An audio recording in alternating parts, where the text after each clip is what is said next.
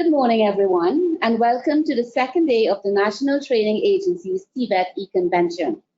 I am Sunita Ganpat, Manager of Business Development and Communication at the National Training Agency, and I will take you through this morning's launch of the Record of Achievement, ROA. I trust that everyone that was present on Monday enjoyed the session, and I hope that we have a very informative and productive session today. The launch of the Record of Achievement, the ROA, will be presented in a video presentation that includes a few items. It begins with a welcome remark from the Chief Executive Officer Acting of the National Training Agency, Ms. Pauline Whiteman, followed by a presentation of the Record of Achievement from the Manager of Projects at the National Training Agency, Mrs. Eleanor Rampsad David. And then the video concludes with remarks from HERMAT, the Human Resource Management Association of Trinidad and Tobago, represented by Ms. Keisha Devki Singh, Public Relations Officer.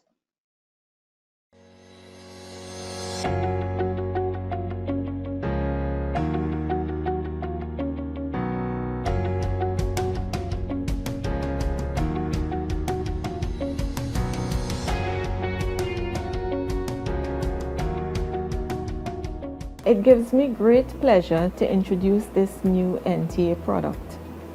The Record of Achievement is a pioneering approach being introduced by the NTA to showcase candidates' Trinidad and Tobago National Vocational Qualification and Caribbean Vocational Qualification achievements. This initiative is really the brainchild of our chairman, Dr. Ruby Allen, and is very dear to her in terms of what it can do for the marketability of skills, improving employability, and reducing the incidence of credential fraud. Candidates for the first time will be presented with one document that lists all awards approved by the NTA with correlating information such as the training institution where the qualifications were pursued, how recent these achievements were, and if the complete awards were attained. Also included in the ROA are all the units ever awarded to the candidate, grouped by the relevant sectors. This all-inclusive layout provides the candidates with a rare perspective of all past awards. Confucius says, to study the past if you would divine the future. So, if the ROA presents itself as a snapshot of the past, then on review of the ROA, candidates can be inspired to determine their future lifelong learning path for job prospects and take control of their own career development. Given this initiative, I am pleased to see that the NTA proudly fulfills its goal of engaging and providing greater assistance to the candidate as one of our vital stakeholders.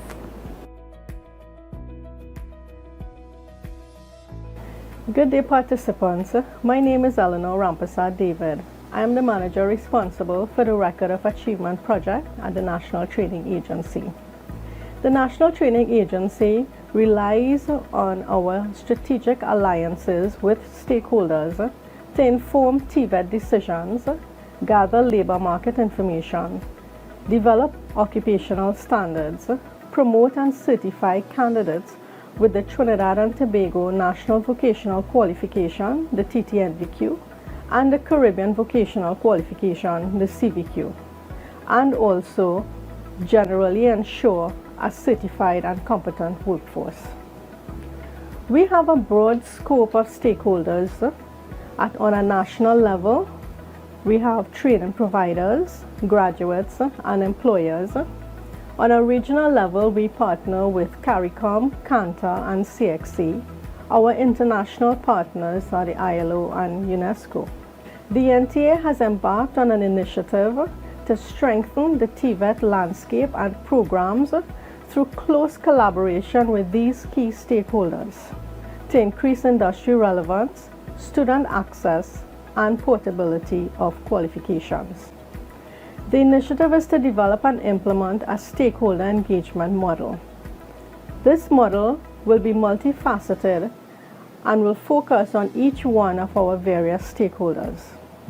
One of the many components of the stakeholder model is the record of achievement, which targets the TT-NVQ and CVQ graduates, and to some extent employers whose focus is on recruitment. The objective of the ROA is to increase our responsiveness to the needs of the graduates, specifically through an ICT solution that will facilitate a free flow of information between the NTA and the graduates. The ROA provides a format for graduates to record and present their skills, experience, and achievements on one document. The ROA would list all the TT-NVQ and CVQs attained by the graduate, giving a snapshot of the qualifications received. This will be facilitated through the TVET Control Center. It will allow for a more responsive and structured feedback system for the graduates. The ROA would be available for download by candidates and can be saved as a PDF and emailed to interested third parties. This version of the ROA will have a watermark with the label unofficial copy, and there would be no cost attached to downloading this unofficial copy. However, if the graduate wishes to have an official printed copy from the NTA, this facility will be accommodated at a cost consideration of $150 TT. The objectives of the ROA is to promote a mechanism that allows for the free flow of information and continuous feedback between the NTA and the graduates. It will support graduates' job search and promote lifelong learning. It will provide a format for graduates to record and present their skills, experience, and achievements. It will assist graduates in organizing their skills and achievement in a concise way. It is geared towards establishing and launching a centralized database capturing the record of achievement for all TT-NVQ and CVQ graduates. And it will ensure easy identification of strengths and weaknesses in the administration of the TVET system.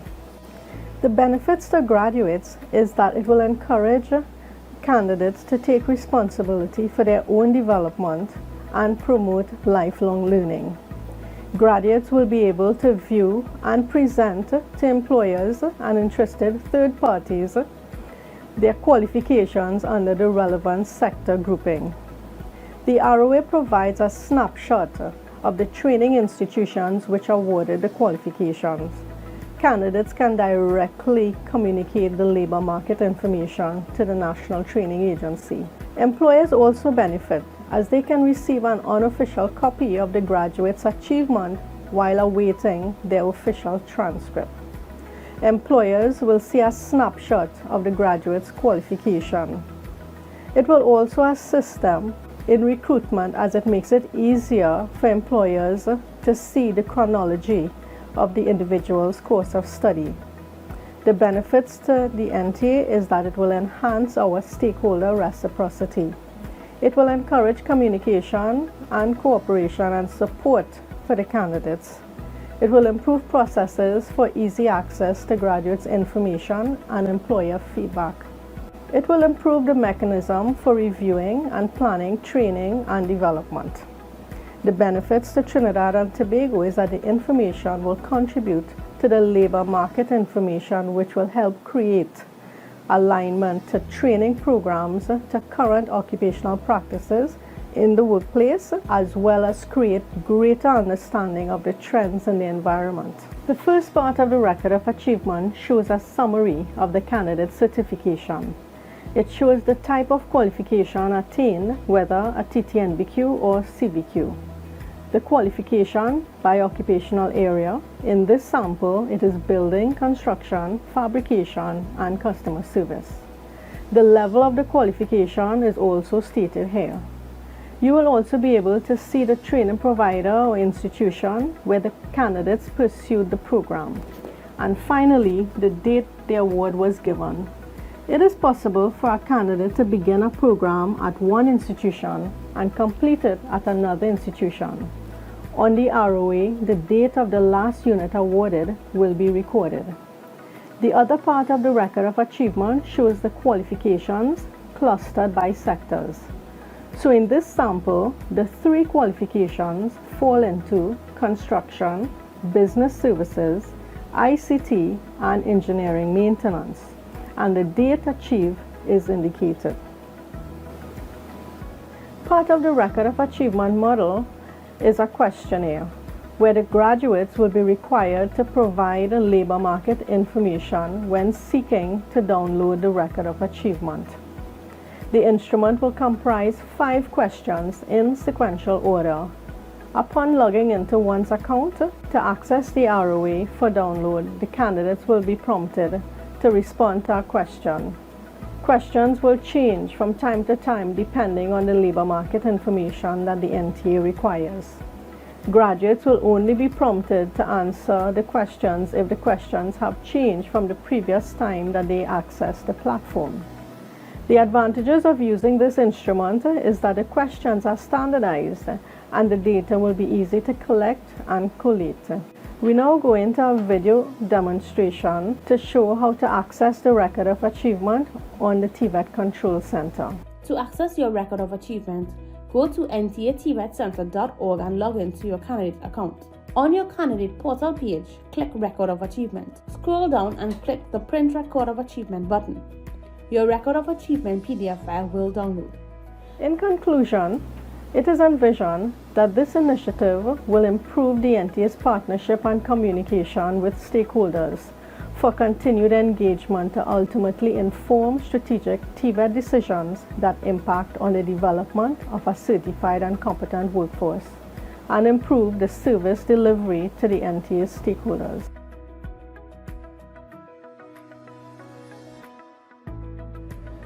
Hi, my name is Keisha Deoki Singh. I am the Public Relations Officer of the Human Resource Management Association of Trinidad and Tobago. The Human Resource Management Association of Trinidad and Tobago is an NGO membership-based association founded in 1898 by a group of human resource professionals with the aim of promoting national development through people. We continue to champion the HR discipline in Trinidad and Tobago by creating and maintaining high standards for the profession. As the National Training Agency of Trinidad and Tobago, NTA mandate focuses on education and training in Trinidad and Tobago, which is one of the focus areas of HRMAT. Stakeholder engagement and partnerships are very important for any organization to achieve its mandate and move forward. The work of the NTA as such is an important stakeholder to HRMAT and also to our professionals. With the new age of technology, NTA has embraced this with this new system being launched today, the Record of Achievement ROA system. This is one such product that will be beneficial to our recruitment professionals. It will give our professionals a high-level snapshot of a candidate's skills, competencies, and experiences in the TVET institutions. Competencies are vital for any position, and the new system will allow recruiters to easily assess candidates. HRMAT therefore endorses this new product and looks forward to working with the NTA on other initiatives and encourages other stakeholders to do the same. Thank you. Thank you very much for listening, and do enjoy the rest of the TVET convention. Ladies and gentlemen, that concludes the launch of the Record of Achievement, the ROA. At this point, I would like to introduce you to the moderator for today's session, Mr. Balchan Rambaran, Senior Coordinator Enterprise from the Program Development and Management Department at the National Training Agency. Welcome, Bal. Thank you, Sunita.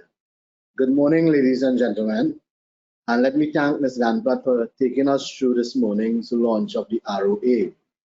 My name again is Balchan Rambaran, and I would be the moderator for the next two presentations. It is my honor to be part of today's event and to carry you through the session on the new modes of training in the workplace post-COVID-19. Also, I would like to inform viewers that there will be a question and answer session after the two presentations have been completed, and urge our viewers to send in their questions. Let us begin by me first introducing our first presenter, who is the Dean of the School of Continuing Education at the Red Deer College in Alberta, Canada. Previously, he has held positions at Red Deer College as Associate Dean, Business Development Manager, Program Coordinator, and Adjunct Faculty. Prior to joining Red Deer College, he was the Business Manager and Co-owner of a residential construction and development organization, Athletics and Faculty Manager of the University of Victoria, and held various sales and leadership roles in home security and pesticide industry.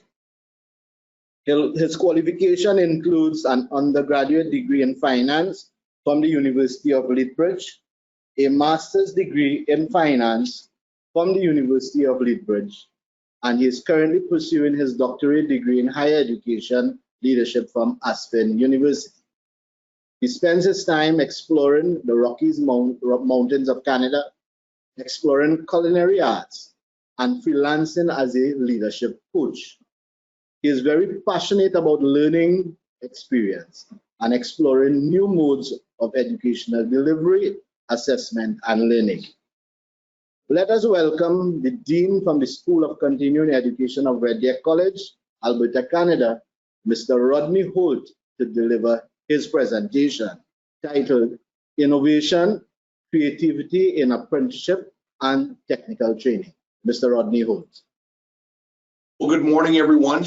I hope that you're able to see me this morning, and it's a pleasure to be here with you. It's a very, very generous introduction, and I'm excited to speak with you this morning. I've been working closely with the National Energy Skills Center in Trinidad and Tobago for I think the last 10 years. In my first 4 or 5 years working with the National Energy Skills Center, I would make at least 4 trips to Trinidad every year. In the last few years, it's only been about an annual trip. So I have not been down there for almost a year now. I miss seeing my friends in Trinidad. I miss the nice warm weather in Trinidad and the hospitality. And as you know from the introduction, I have a passion for culinary arts, and I do miss the cuisine and the foods and tastes of Trinidad and Tobago. So I look forward to the time when our borders open up and global travel is enabled and we can go forward. I'm really excited this morning to be able to share with you a Red Deer College story, and so I'm going to share my screen here, and hopefully everything will work out.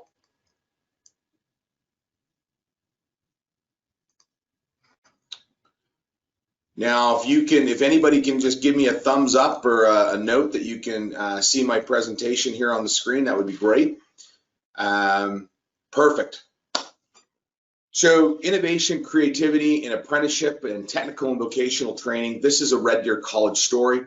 As noted, I'm the Dean of the School of Continuing Education, but I partner very closely with our School of Trades and Technology and my counterpart Dean, Joel Gingrich here at Red Deer College. And so I'm going to give you a little bit, for those of you who don't know, we're located in Alberta, Canada. And from this makeshift map here, it's a long way from Trinidad. You know, Trinidad would be way down here, and I'm way up here in this corner of the cold north, and Red Deer sits right in the middle of the province of Alberta. And in each one of those cities, there is a technical training institute, and sometimes more than one. A little bit about Red Deer College. Apprenticeship at Red Deer College. We have 15 different apprenticeship trades.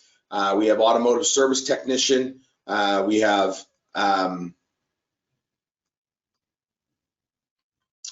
automotive service technician, heavy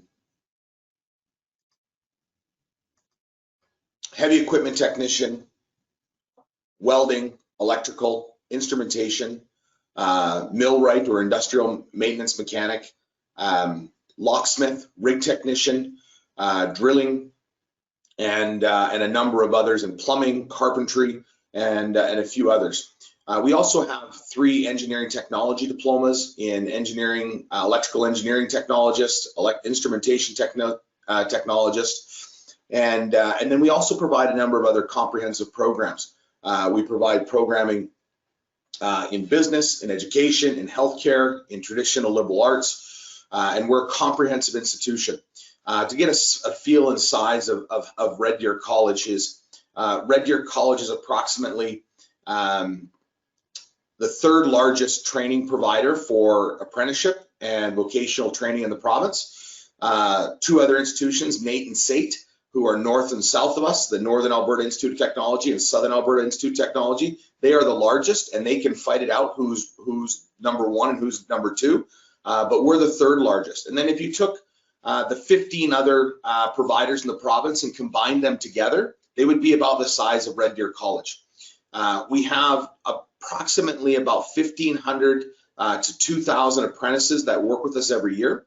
My school, while we don't deliver the apprenticeship training, we're the innovative incubator of new ideas and new methodologies of training, but we also handle a number of other apprenticeship style programs that help bridge people into an apprenticeship program. So technical training here in Alberta happens a number of different ways, and here at Red Deer College. We do a traditional apprenticeship approach. We do what we call pre-employment training. We do trades explorations, and then we do our engineering technology diplomas. And I'll walk through a little bit of our traditional apprenticeship, our pre-employments, and our trades exploration, and I'm going to leave the technology diplomas aside and focus a little bit more on the apprenticeship and TVET style training. So at Red Deer College, our traditional apprenticeship, or anywhere in Alberta, any of the institutions in Alberta, whether it's NATE or SATE or Kiano or Red Deer College or Grand Prairie or Lethbridge College, we all support traditional apprenticeship. And in Alberta, traditional apprenticeship is comprised of 3 stakeholders: a college or training institute like Red Deer College, government, and our governing body is the Alberta Industry and Trades, and then employers. And all 3 industry groups, or employer and industry groups, and all 3 stakeholders work collaboratively to develop curriculum and create a methodology to train apprentices for the workforce. And traditionally, how it's done is a student or a potential learner would seek an employer to be hired.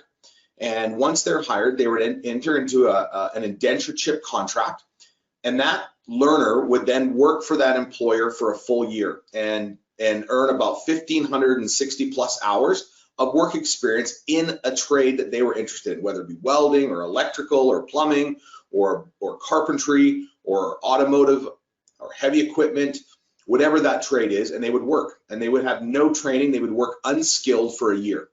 And then they would enroll in an 8-week technical training institute like Red Deer College for what we call period 1 or block 1 of training.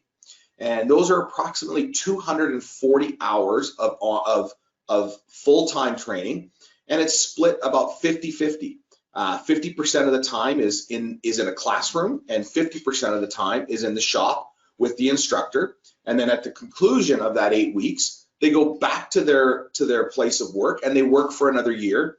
And that rotation happens 3 or 4 times depending on the trade. So for example, welding and steam fitter, pipe fitter are 3-year apprenticeship programs. So they do 3 work periods and 3 periods of technical training at Red Deer College. If they're an electrician or a plumber or a carpenter or heavy equipment or automotive technician or industrial millwright mechanic, those would be a 4-time rotation and be 4 years of work plus 4 blocks of technical training. It's a very traditional approach. It's used primarily all across Canada, but it has some limitations, especially today with workforce disruptions because of COVID-19. with U-turn economies and down prices in natural resources, many employers are choosing not to hire apprentices, and they are being able to hire existing skilled journeymen who hold a journeyman ticket and a red seal. And it's very difficult now for a young person or a person wanting to find an apprenticeship. And when economies return, it creates a deficit in skilled labor.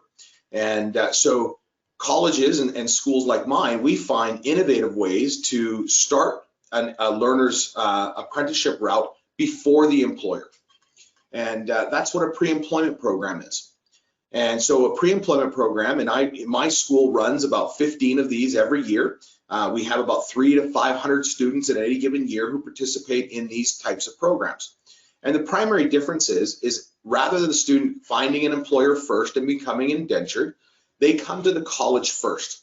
And they put a little bit of skin in the game. The student pays the full tuition. They don't receive any government subsidy, but they invest in themselves.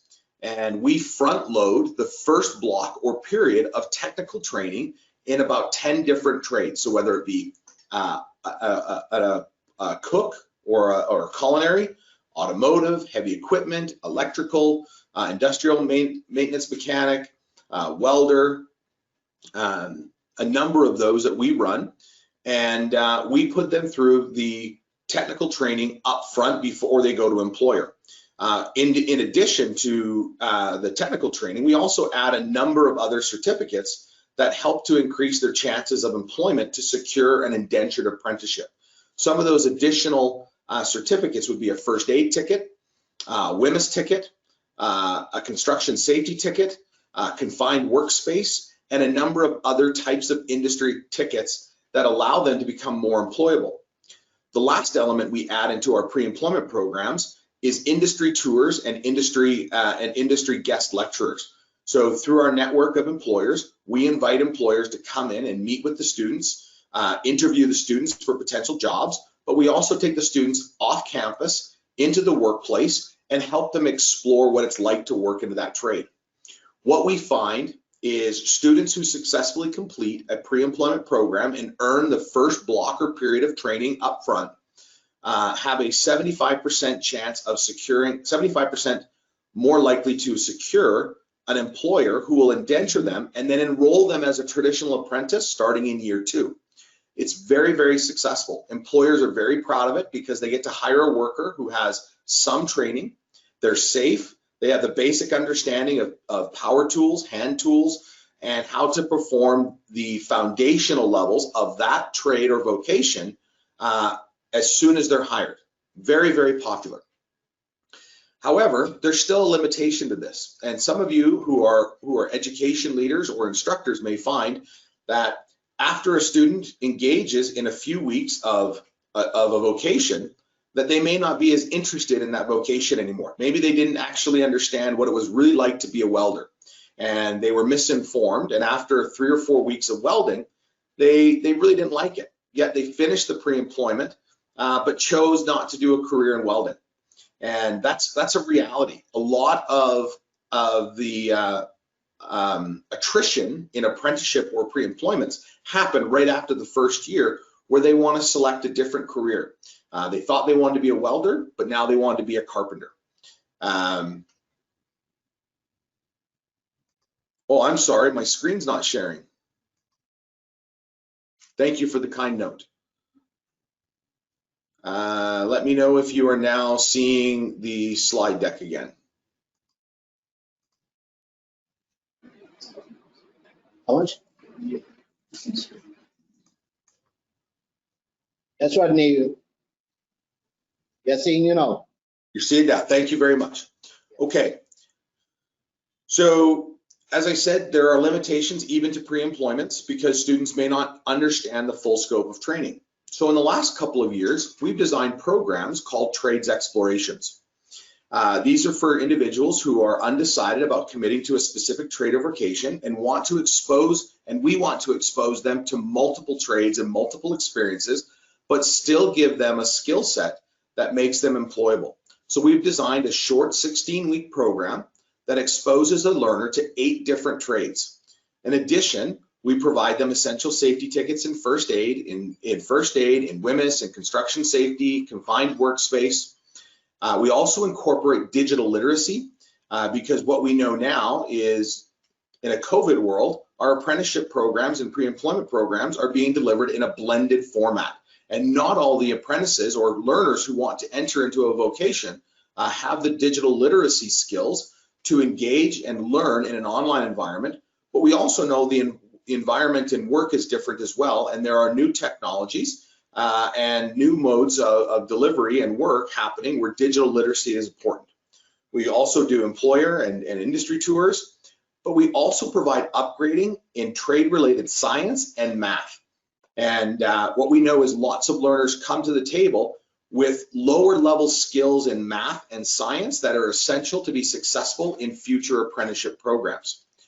These have been exceptionally popular, and we run these a number of different ways. We run these for individuals in what we would call an open enrollment stream, or we've partnered with employment agencies throughout Western Canada for underrepresented groups or individuals who have been challenged to have employment to find a way to bridge to apprenticeship.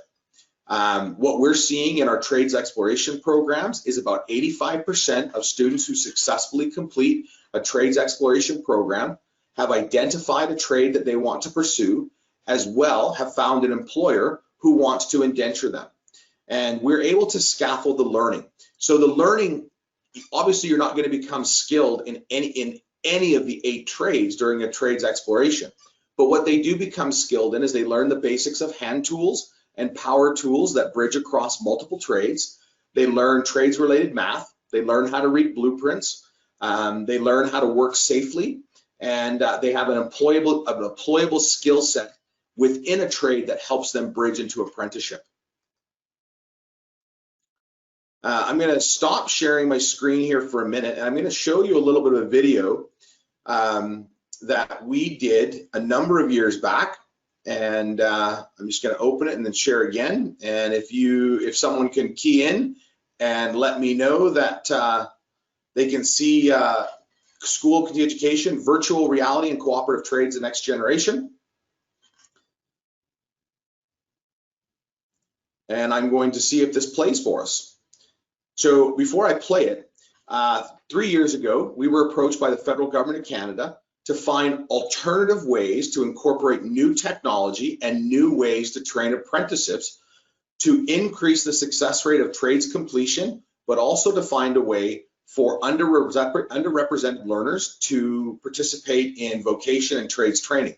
In Alberta, we have First Nations or Indigenous or Aboriginals who live in remote areas of the province who are limited to access trades training because they live in remote areas, because they face systemic racial barriers, and they live in First Nations or reservation communities which are not centrally located near any technical training center.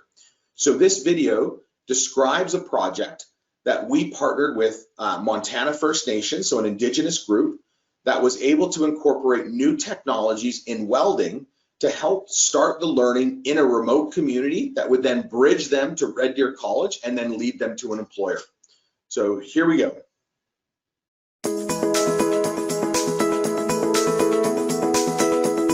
It's a collaborative program between the federal government, Red Deer College, Montana First Nation, and our industry partner, Worley Parsons Court. It's an innovative way that incorporates new technology, new learning methodologies, and allows people who aren't located in urban areas to participate into apprenticeship programs. It's a good program.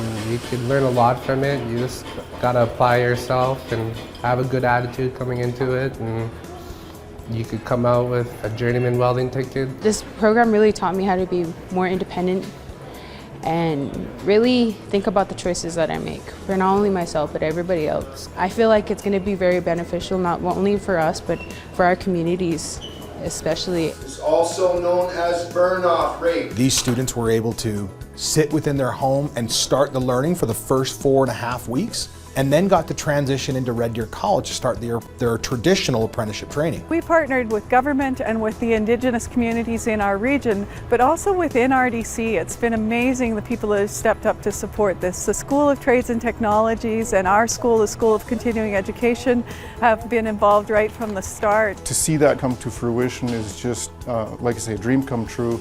I'm thrilled. Thrilled that we're able to offer an opportunity to these students that they may not have otherwise, and it's very fulfilling for me. I'm very proud of the collaboration and partnerships in this, but it really comes down to the students, and we have had the most amazing group of students involved in this project. Just that weld going in there is going to heat that up, make it expand. When we selected the Miller Augmented Virtual Reality equipment as the equipment we wanted to incorporate, it allowed us to begin welding training in a remote community like Montana First Nation. I think they learned from it. I think obviously it's not like really welding and the sparks and the heat and the noise and stuff like that, but definitely helped with the muscle control and learning angles and the different stuff that they're going to need to know. There's so much research and technology put into the machines where it's basically giving you the parameters of doing a real weld in a real shop.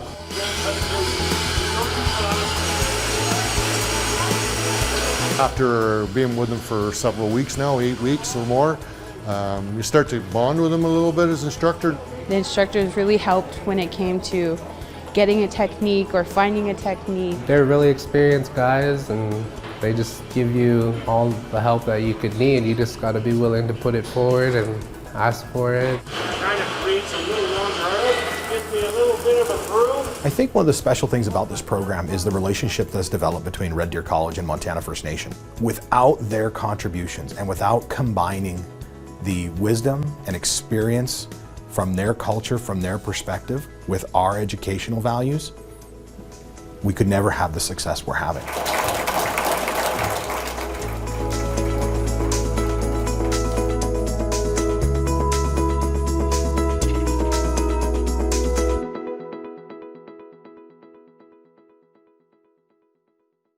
So that's just a short clip of how we introduced a new technology, the Miller Augmented Virtual Reality Welding Units, to allow us to start to deliver training somewhere other than our campus.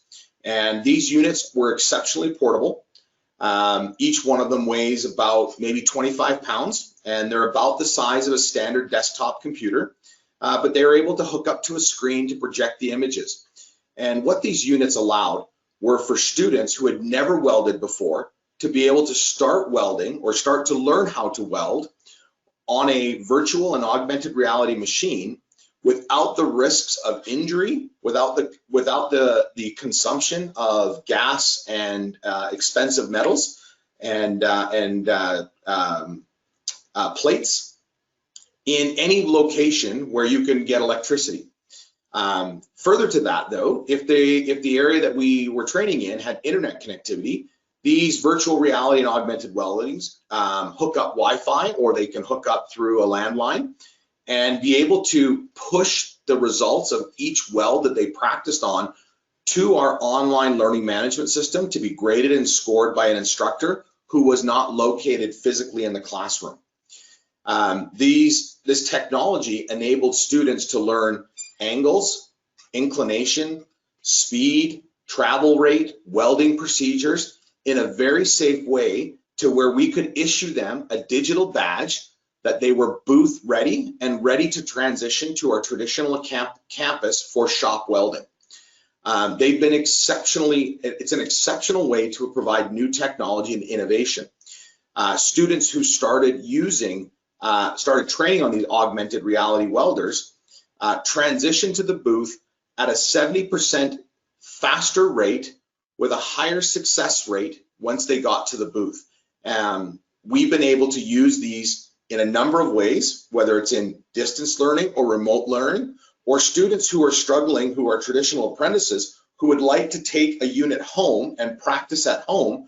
We're able to check them out from our college, take them to their home overnight, practice at home or over the weekend, and then bring them back and be able to build those skills forward. Because let's face it, most learners don't have access to the tools and equipment they need to learn outside of the classroom.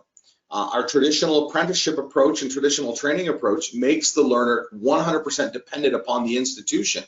But by incorporating different technology, you're able to, and in using technology like this, for example, in welding, allows people to take that learning home and have that learning happening in their home. So today, we're in a COVID world. When COVID hit the western part of the world, and probably it hit Alberta similarly to the same time it hit in Trinidad and Tobago, which for us was around March 17th, March 18th, when the cases really started to grow, and all of a sudden travel was shut down. Our college was closed, and we sent learners home, we sent staff home, and it became a very uncertain time for learners and staff.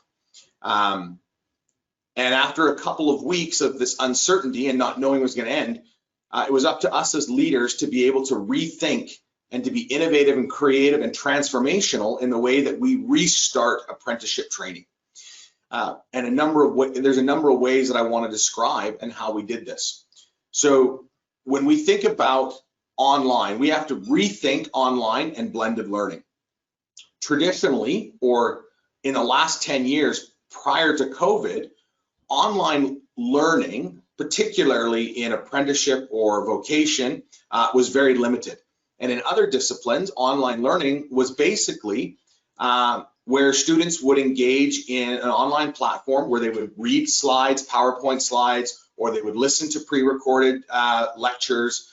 And it was a very passive learning methodology with very low engagement. But in a COVID world, we decided that we were going to clearly separate theory and practical skills development. And we were going to be very intentional about looking at our learning outcomes and which outcomes were theoretical and which outcomes were practical, and really be clear on how we would scaffold that learning so that when we would rethink online and blended learning, we would be able to engage learners in a different and more meaningful way, where learners could connect with other learners, learners can connect with the instructor, and even employers can engage in that online world. What we needed to do was to find new ways to prepare a learner remotely and online so that when they return to our campus, that the limited and very, very strict time that we have in the shop because of COVID, that their time is maximized. So we are now preparing our learners as much as possible online, so that when they do come to campus, and we do have students back on campus now in the shops, still physically distanced, in smaller sizes and not as much time, but we have found that through a new online and blended learning, that they're more prepared in the shop. And so I'm going to focus on a few things. The first is we have to rethink, and we need to focus our programs, our program design, and our lecture designs to focus on learning and not teaching. Traditionally in apprenticeship, we do a lot as instructors, we do a lot of talking at the students.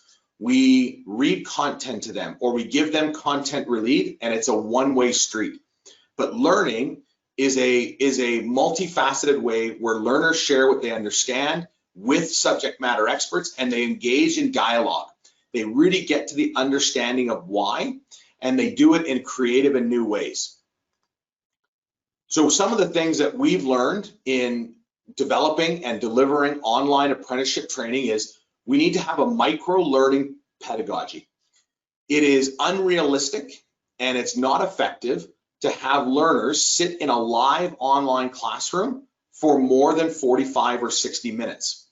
We found if we had 3-hour online live classes where the instructor was broadcasting their screen and connecting with the students was far too long.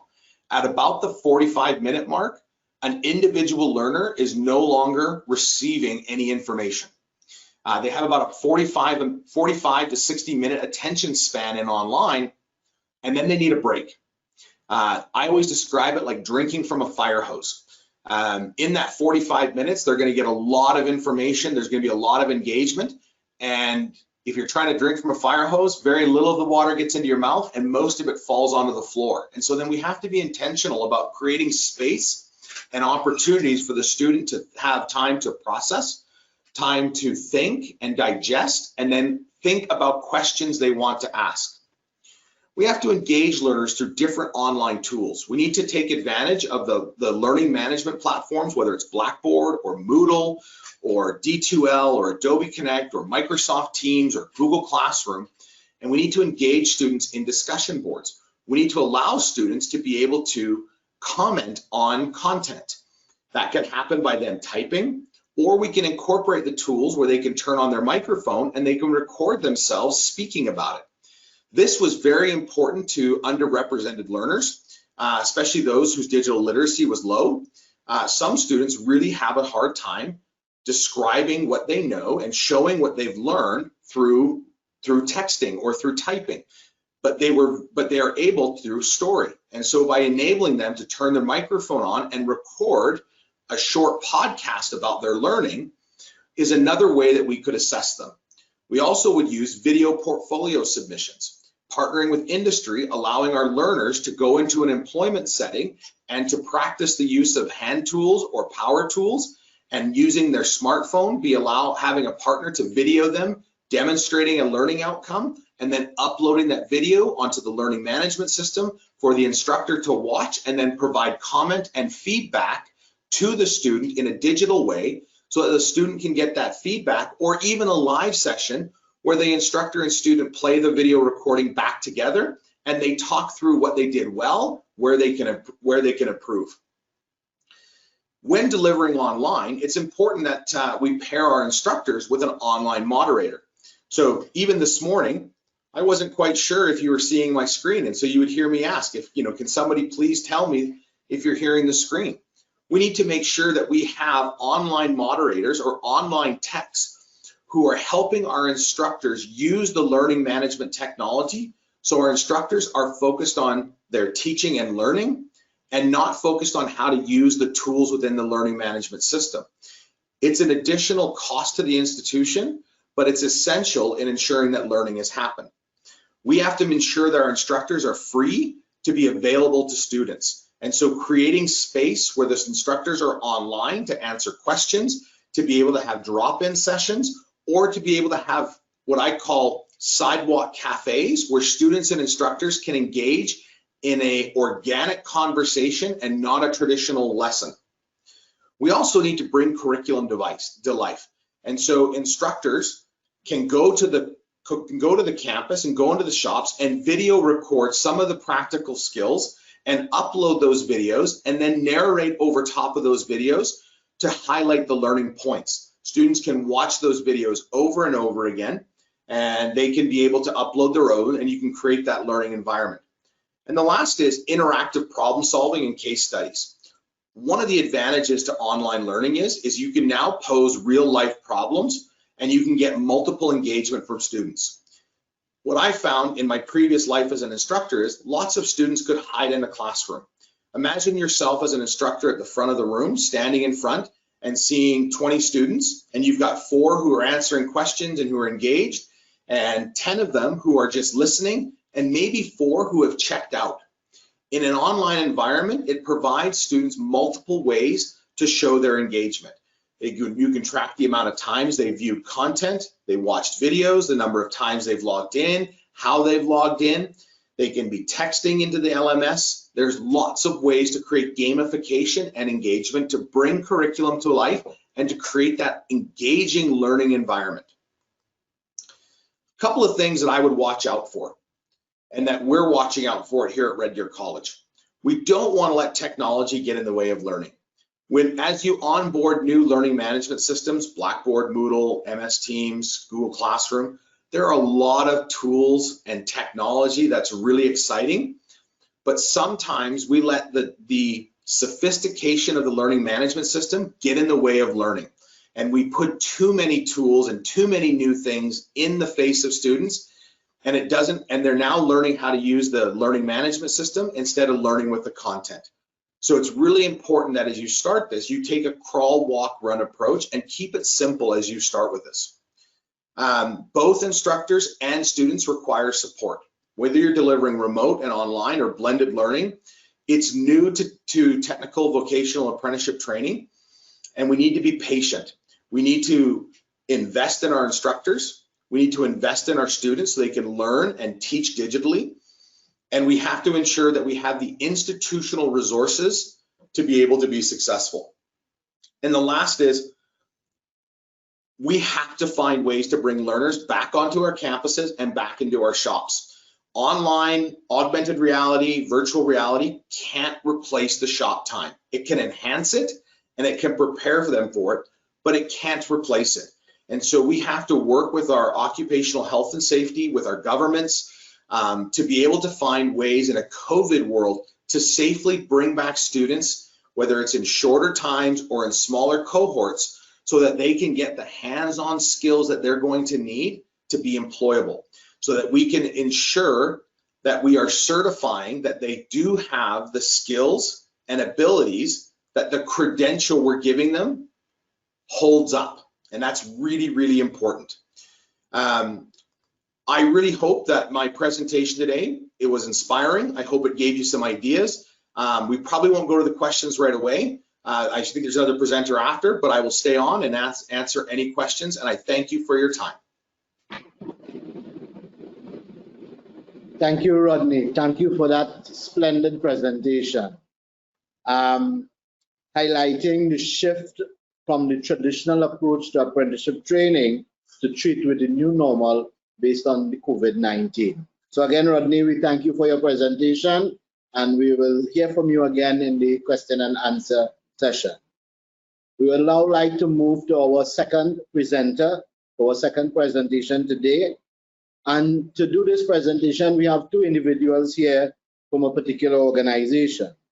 Firstly, our presenter today has 18 years experience in human resource management and industrial relations. He currently holds the position of human resource manager at the Trinidad and Tobago Electricity Commission. His main competencies lie in the area of strategic human resource management, industrial relations, mediation, legal compliance, and compensation management. His qualifications includes a MSc in human resource management with specialization in industrial relations, benefits, and compensation management. A BA with specialties in English and human resource management, certification in industrial relations from the Cipriani Labor College, and an executive certificate in conflict management from the University of Windsor, Canada, and is a certified professional, a senior certified professional with certification from the Society for Human Resource Management, Virginia, USA.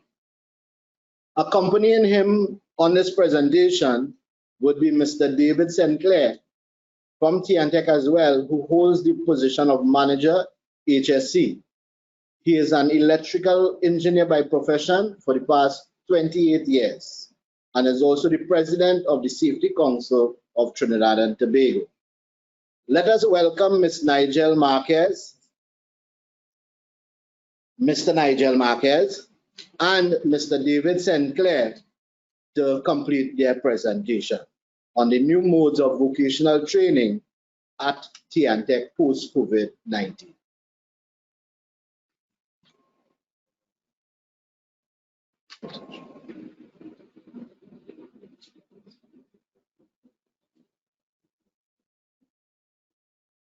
Okay, good morning, everyone.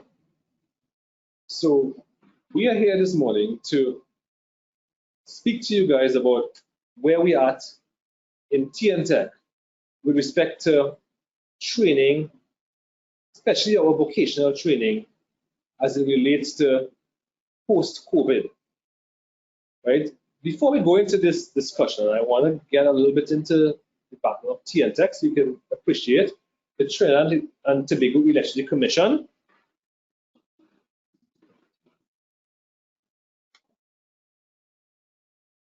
So I'm just having a little problem with the screen. 1 second, sorry. Stop.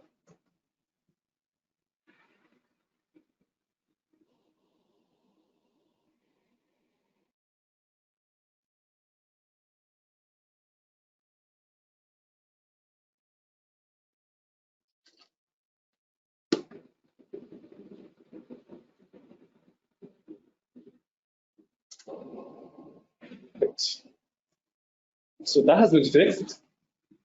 The Trinidad and Tobago Electricity Commission came into existence in 1946 through an act of parliament. Right? The intention at that time was to ensure that central government retained control of the commodity. T&TEC was responsible for the generation, transmission, and distribution of electricity throughout the country until 1994. Now, it'll be interesting to note that as of early of 1895, electricity was part of Trinidad and Tobago through a guy called Edgar Tripp, and it was privately owned until the government took it over in 1946. Yeah. Today, the Commission generates, transmits, and distributes electricity for the island of Tobago. In Trinidad, however, the Commission is only responsible for the transmission and distribution of electricity.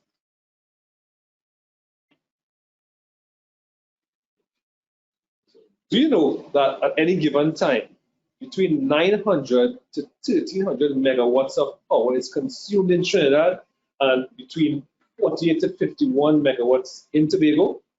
Yeah. This is why I can talk to you now, because we have you running. We have you up and running. The country's up and running because of us, and that's why. So, yeah. Generation for Trinidad is provided through 3 independent power producers. At this time, PowerGen, Trinity Power, and Trinidad Generation Unlimited. Cove Power Station, which is owned and operated by T&TEC, provides generation requirements for the island of Tobago. So, how do we get the technical and vocational skills that we require to keep the power flowing in your homes and businesses?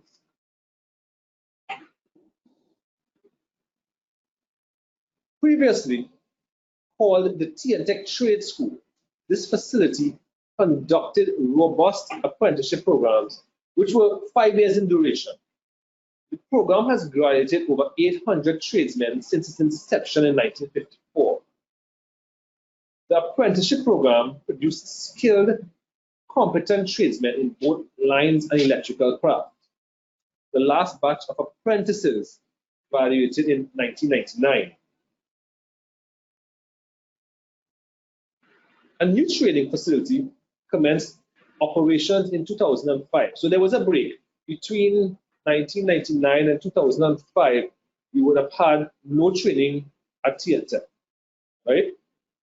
The new craft training program was introduced and was designed around a competency-based training model, and is now completed in 3.5 years. It comprises of 1 year at the training facility and 2.5 years on-the-job training. So, how was training conducted pre-COVID? So let's go back to January of this year. Yeah, not a long time ago. Yeah? A lot has changed in a short space of time. Training pre-COVID. The function of training plays a significant role in the Commission's existence, and it ensures that the company meets its strategic objectives through a highly trained, skilled, empowered, and motivated workforce. Classroom sessions are usually held at one of our many training facilities located at various parts of Trinidad and Tobago. All our training sessions involve the enforcement of relevant safety protocols. Now, that was prior to we basically did training both on the craft side, which is the technical vocational, and we also trained or developed our employees from the offices in other skills. The craft training program itself, 20 to 26 participants in a class usually, right? Field and group exercises usually done in smaller groups of 4, supervised by a team of instructors. Participants will have shared the tools and equipment, training and tools and equipment with cleaners necessary. Right? Just gonna show a little video now of what the craft training program does and a few of the items there, so you can get an idea on it.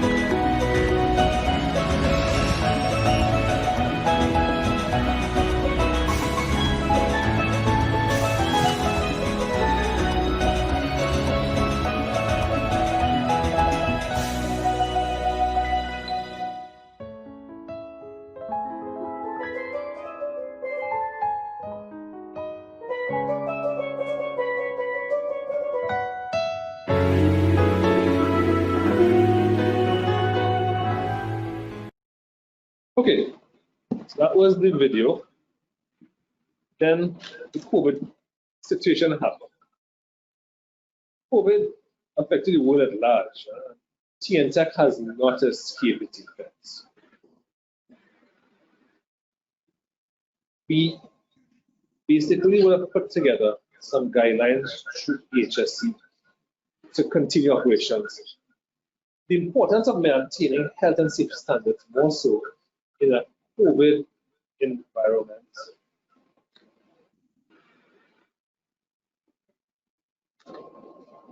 More so in a COVID environment would be of paramount importance, especially since T&TEC is an essential service under the Industrial Relations Act. What that means is that T&TEC must keep functioning no matter what. From hurricane, storm, COVID, alien attacks, anything, T&TEC must continue so that we can continue living and enjoying the commodity that we need. And it's not really a desire, it's a need to have electricity in our homes and businesses. So within that period of time, training would have stopped, but T&TEC would have continued working. We had to make sure our employees were safe, and our HSC manager, who's sitting with me today, played a very important role in continuing the operation and continuing the safety of workers that I have to say no one got infected while at work during that period, and I want to thank him for that support. That was very important. There was a lot of work on his part. So the guidelines, I'm going to go into some guidelines now that HSC had been instrumental in formulating to ensure this. So an employee coming into the office must wear their mask, they must get their temperatures checked.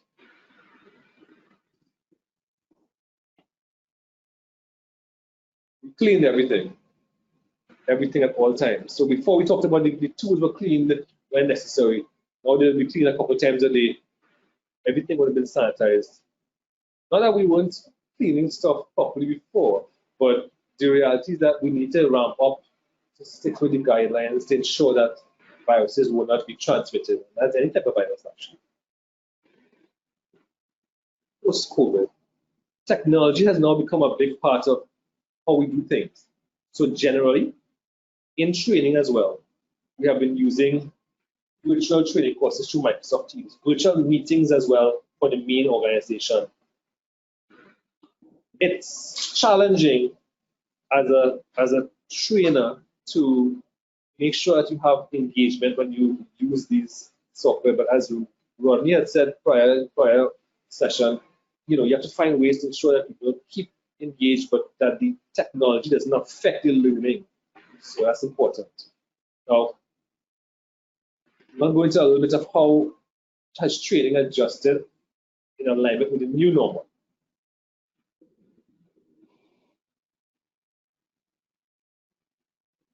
So we spoke about this already in terms of that assistance from our HSC department in getting the training environment ready for training moving forward.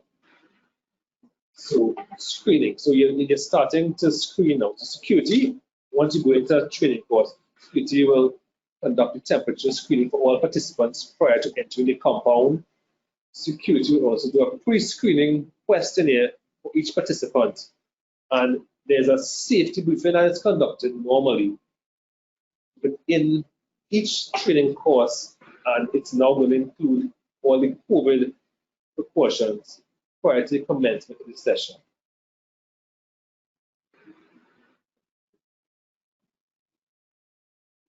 You see signage displaying the capacity of persons allowed in training at any one time. This would have been put up in all our training centers by the HSC personnel. So all the other posters and infographics about COVID are posted out through the commission. We have a limit of contact now. So we provide the hand sanitizer upon entry to the training room. All participants would wear a face mask, which covers their mouth and nose while at the facility. Facilitators must wear at minimum a face shield when you're in front of the class, because you obviously won't be able to teach probably with a mask on your face, but you at least have some protection for those who are in the class as well. So the face shield is used for that option. Facilitators and participants must maintain a physical distance of 6 feet during the classroom interaction. So again, HSC would have assisted to set up the classrooms in a way where we have a sign as you walk in the door with maximum participants that could come in, and we follow that, and the seats are set up to align with that new normal. Seats are, of course, 6 feet away from each other.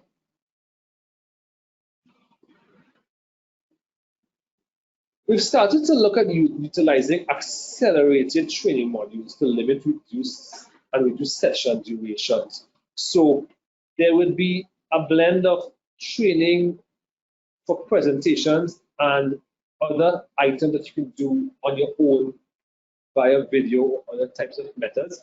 Send back, so the information won't all be just presented to you face to face.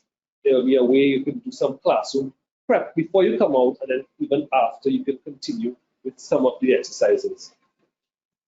Yeah, we actually started to provide individually packaged refreshments to ensure people won't have that contact. And we encourage the hand hygiene during session breaks. As well, we would have increased the airflow, so we try as best as possible, depending on which location we use.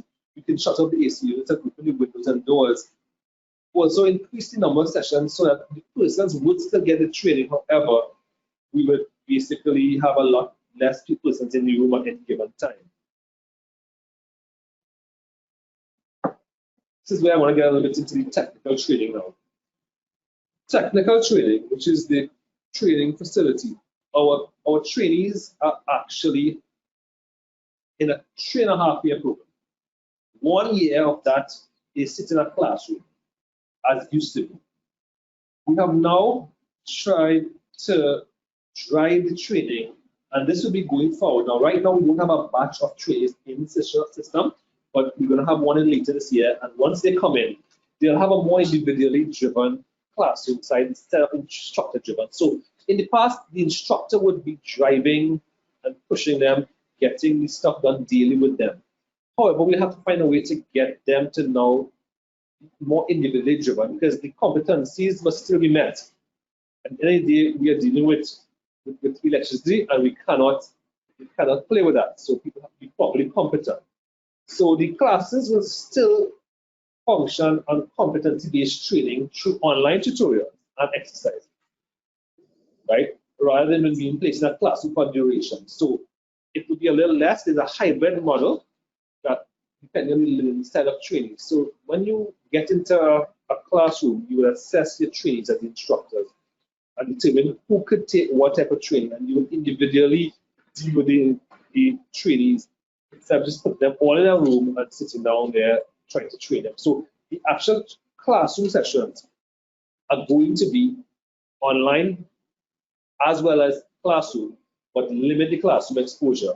And we're going to have a different way we'll deal with the competency-based training, where we will actually find a way to assess them through videos, through tutorials that will be online. So the participants will have their instructors interact with them more on a one-on-one, and they will have to learn their lessons through that forum and respond to that forum.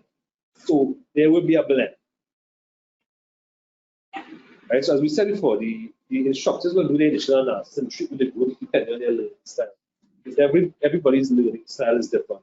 So we need to ensure we don't get anybody lost within the system, because sometimes, and I would give the example of when we move to Teams for even simple things as meetings, some people just couldn't have gotten into it and understood how to do it. And then there are times we've been in meetings where people would be calling for someone in the meeting and you see they're present there, but they're not, because they're not answering. So they're present on the screen, but they've gone somewhere else.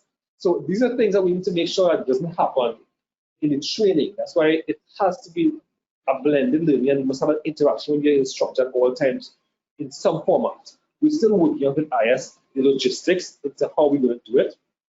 But the practical sessions, though, once we finish the year, practical sessions are going to be in small group sizes, as small as possible. We used 4 before. We will try to use 2 to 4, but we will try to carry it up for shorter periods, but we'll increase frequency of the sessions to ensure they'll still get through their schedule in time met.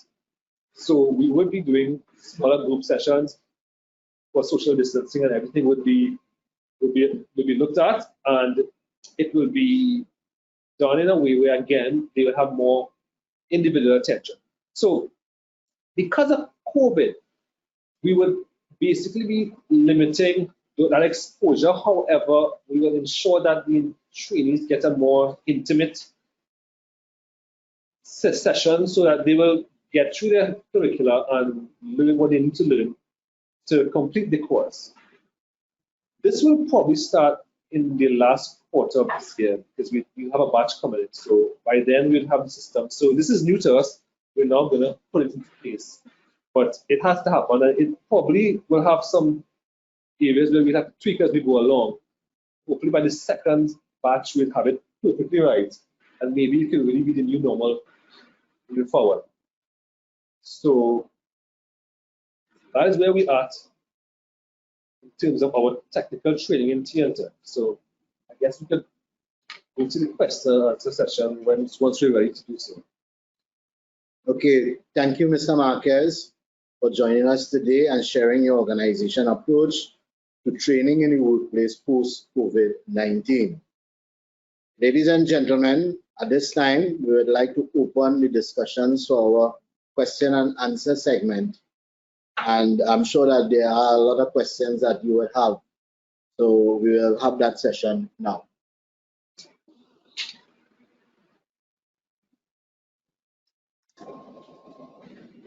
So what we are going to do, we're going to have the questions for both sessions, both presenters now. And I have some questions here from Mr. Holt presentation. Mr. Holt, good morning again. Viewers online are asking some questions. First question for you. What are some of the complaints, feedback received from industries and employers on the use of the VR and AR methodology to establish job attitudes and skill competencies? You know, not a lot of complaints, more skepticism because it's new, and that's natural human behavior. Is, you know, when we introduce new methodologies and new training technologies, there's a skepticism of does it actually meet the intended outcomes? And so most of our employers and advisory groups are asking for, where's the proof? Show us the data that shows this work. Actually, we've received the introduction of AR and VR exceptionally well from industry advisory groups. But our job as educators and our job as accreditation bodies is to demonstrate to employers and industry advisory groups that the technology and the methodology that we've selected for training actually develops a learner. So we have to do that in a number of different ways. One of the challenges is right now, proof is still an assessment.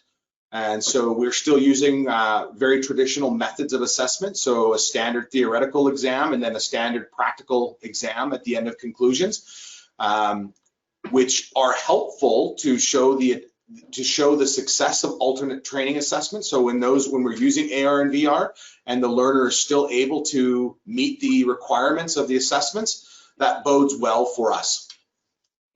Okay, thank you, Mr. Holt. Another question for you, Mr. Holt, is that you made mention of making apprentices employable. Someone wants to find out what are some of the feedback received from industry again, or other stakeholders, and what specific areas are in demand at this time? Well, I would say, making an apprentice employable, what we're hearing from employers and people who are hiring skilled workers is they're looking for people who not only competent in the trade or vocation, but who are critical thinkers and who are able to make a contribution and be individual contributors to the organization beyond just performing the tasks of the vocation. So what you'll see in our programs, and what I hope other programs are doing, is layering on, and I hate this word, and I try not to use it, but I'll use this word first, soft skills, and I call them human skills, ensuring that our apprentices and our trainers are learning human skills to learn how to communicate effectively, to learn how to solve problems, to manage conflict, to work in teams. Those are skills that are just as important as the vocation or technical skills as possible. We have a lot of work in higher education and training institutions to ensure that we are graduating young learners with both technical and human skills so that they can be productive and creative. What was the second part of that question? The second part wanted to find out what areas are in demand. Area in demand. Right now, electrician is heavy in demand. Automotive service technician is heavy in demand. Heavy equipment technician is heavy in demand. Welding is one that, it's really hard to predict. It can be in demand for a few months and then it can dry right up. So we just announced our mountain gateway pipeline that goes from Alberta, straight west of Vancouver. So welders and fabricators and pipe fitters are back in demand. But that could dry up as quickly if that pipeline is delayed or stalled. But what is consistently in demand are automotive service technicians, heavy equipment technicians, electricians, industrial maintenance mechanics, instrumentation. But what we're also seeing is a shift in demand from being a single ticket or journeyman to a multi-ticket or multiple journeyman skill set. Employers are looking for new employees who have a diversified skill set, who can work in multiple disciplines, so that as the economies change and their work demands change, they can shift people within the organization to different forms of work, as opposed to laying them off and hiring a separate skill set. Okay, thank you. Another question. Skills development requires learners to practice to develop their psychomotor skills. What is the impact of COVID-19 in this regard? Well, that's the biggest impact there is with our campus, and I'm sure other training institutions' campus being locked down or shut out because of COVID, the ability to develop those skills is limited.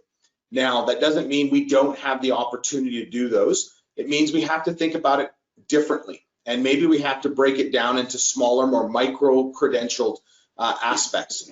What we're finding is many students during this time actually have access to some form of tools and areas outside of the training institution in which they can practice. What we have to do is create environments for them to practice them safely, to avoid injury, to reduce the risk, so that as they're doing them at home or in a workplace, that there is a virtual coach and mentor. And fortunately, because of technology. We are able to video conference into shops and employer settings or into home settings and be able to virtually coach those individuals.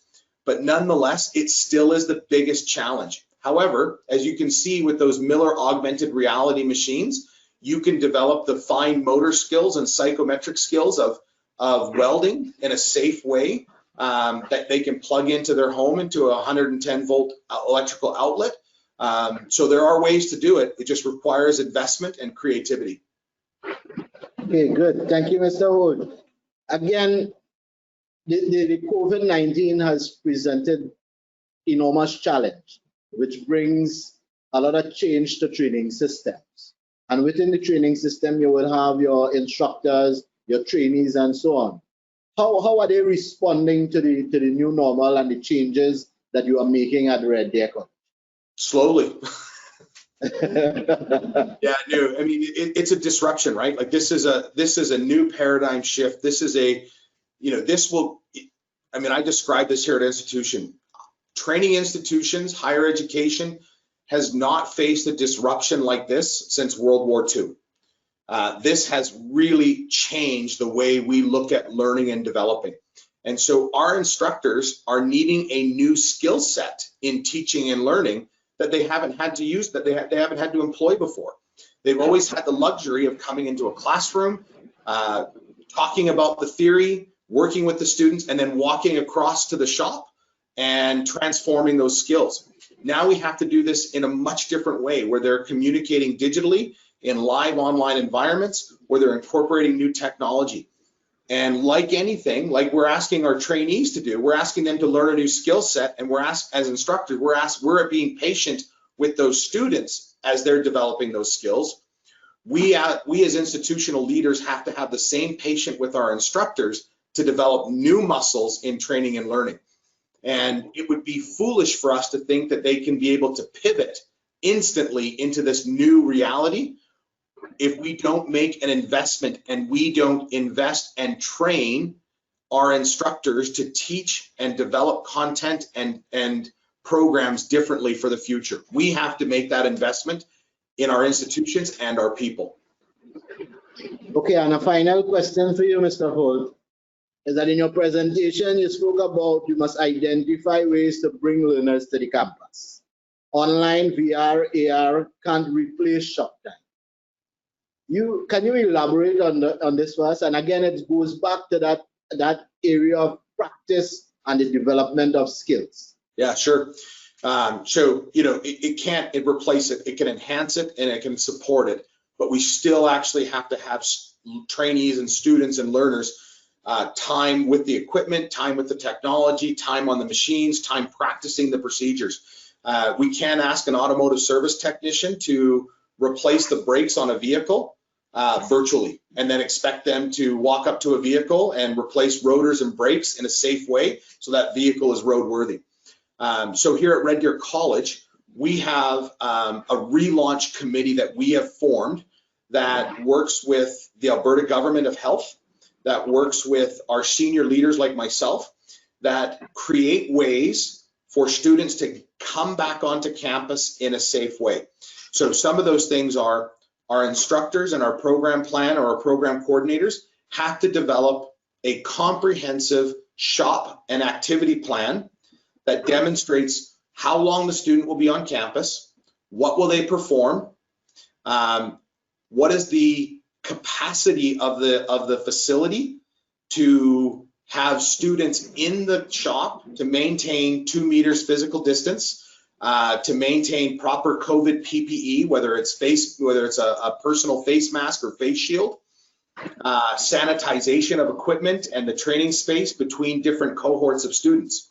So this, you can imagine, this is no easy task, and it takes a lot of planning, and then that plan has to be approved by our college, and then we have to have that plan approved by the Ministry of Health from Alberta. Over the last 2 months, we've had successful plans approved, and we've returned students back. But what it looks like is a student, instead of coming to campus all day, may only come to campus for about 2 or 3 hours. And they'll come in a cohort size instead of a cohort size of 20 or 25. They're going to come in a cohort size of 10 or 12. And they're going to come in with that instructor. They're going to work. They're going to leave the shop. And then we have to sanitize the equipment and the training tools over a 2-hour period. And then we can bring another group in. And so it's very much rotational. It's not efficient. It's very expensive because we have to require all the cleaning and the staff to cleaning. But it's a commitment that we have to industry and to learners to ensuring that we continue to develop them. Okay, thank you, Mr. Holt.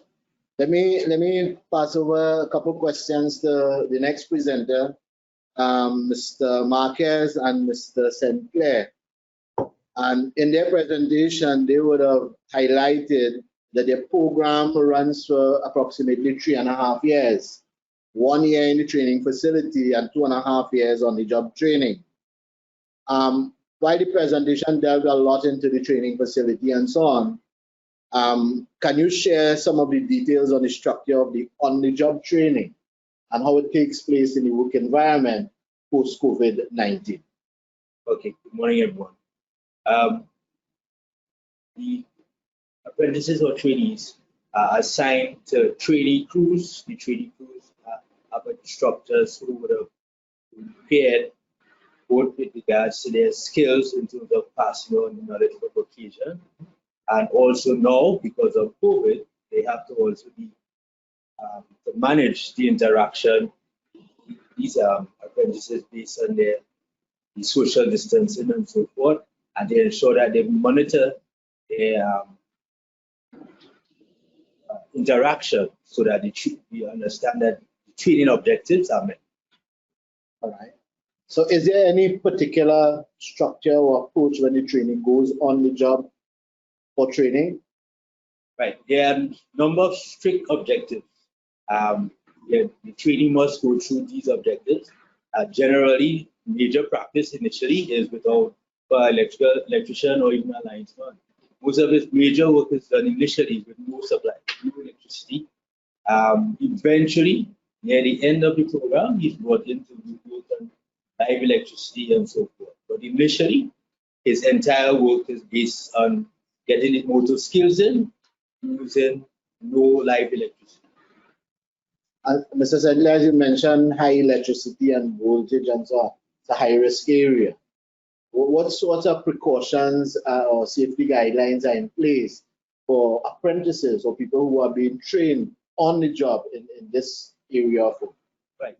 So, as I indicated, initially, these trainees would be, we have model systems erected where the trainees, and you would have seen some of the pictures during the video, where the trainees are now allowed to learn how to climb. They then learn how to be comfortable at heights. They then learn how to actually maneuver at heights. So the process is gradual. So again, because our industry, besides electricity, a lot of the employees have to work at heights. And within the place, those two things are what cause the major incidents and can lead to some fatalities. So we have to monitor to ensure that they are comfortable working at heights. If they are not, then we have to reassess the entire fitness of this training to continue the program, and we adjust and move or add. If I may as well, sure. The fact that this is a competency-based training program, each of those steps that Mr. Sinclair spoke about would be you need to pass it to move to the next phase. So you need to be competent at each level to get to the next phase. So it's a pile-on process to get you that competent linesman or electrician. Mr. Marquez, as you mentioned, it is designed based on a competency model. With the impact of COVID, again, your duration would have been 3.5 years. Is it that your duration is going to remain 3.5 years, or would you see an extension to the duration because of the impact of COVID? Right. We are hoping to do the training within the same period. As I said, it will be a trial and error situation because we're now going to start the process post-COVID. And we're hoping to do the online and these practical sessions in the same time, but probably just have different group sizes, do different applications, use online more. Maybe people will have to probably even do more hours, contact hours, because of the way the classes will be done. But I'm really hoping to still keep the 3.5-year program. But we will only know this as we get into the actual meat of it. But so far, it's not going to be longer than the 3.5 years. All right. Again, like I asked Mr. Holt, based in Canada, and their training that is taking place at the college, at T&TEC, it brings a level of change into the organization. So your instructors, your supervisors on the job, even the apprentices, how are they responding? How are they responding to the new normal and the kind of changes and the impact that is taking place with the training? Mr. Holt had said that they had a slow response. Yes. I don't want to say that because I think all people have actually adapted quite well and quite quickly. Of course, it's not 100% because it is a transformation. But we have had some quick adaptation into where we have to go. And we have the support, and even in the general working before training was done, while COVID was rampant, the work was being done, the adaptation of the employees going out there and getting the job done. The support was there. So they have taken it and started it thus far. Okay, and on a final question again, what additional support has T&TEC provided to ensure that the quality of the training program remains? We have our checks and balances. So in the craft training program, the competency-based training, we need to tick all the boxes as we go through.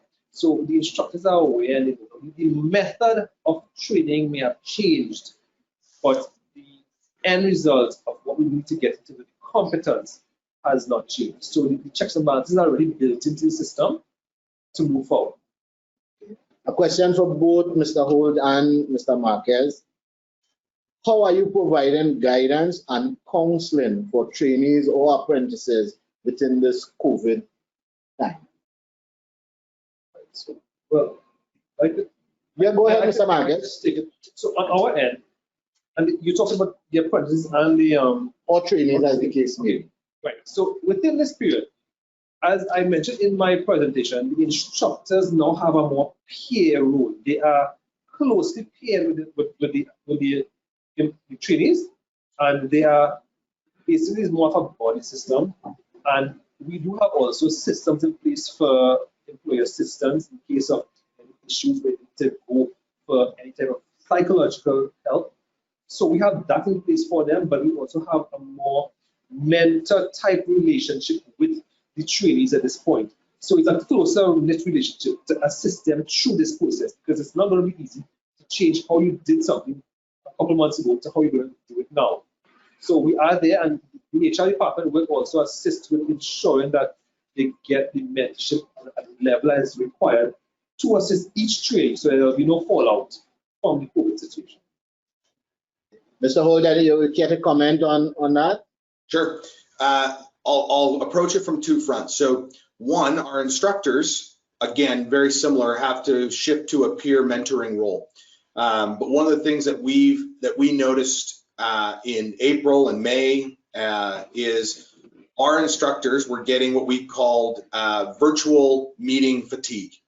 So because we said, we're going to be available to you guys 24/7, our instructors were on endless Microsoft Teams calls, and they were on video conferencing from 7 a.m. to sometimes as late as 10 p.m. and they were putting in 16-hour days, and that was wonderful to see in the first couple of weeks, but it was not sustainable. People were exhausted. They weren't their work-life balance wasn't there. So we had to retake that approach, and we had to create some discipline and some structure for our instructors to set virtual hours and blocks of time during the day, and then communicate that to learners to say, during this time, your instructor will be available, but they're not available 24/7 at your whim.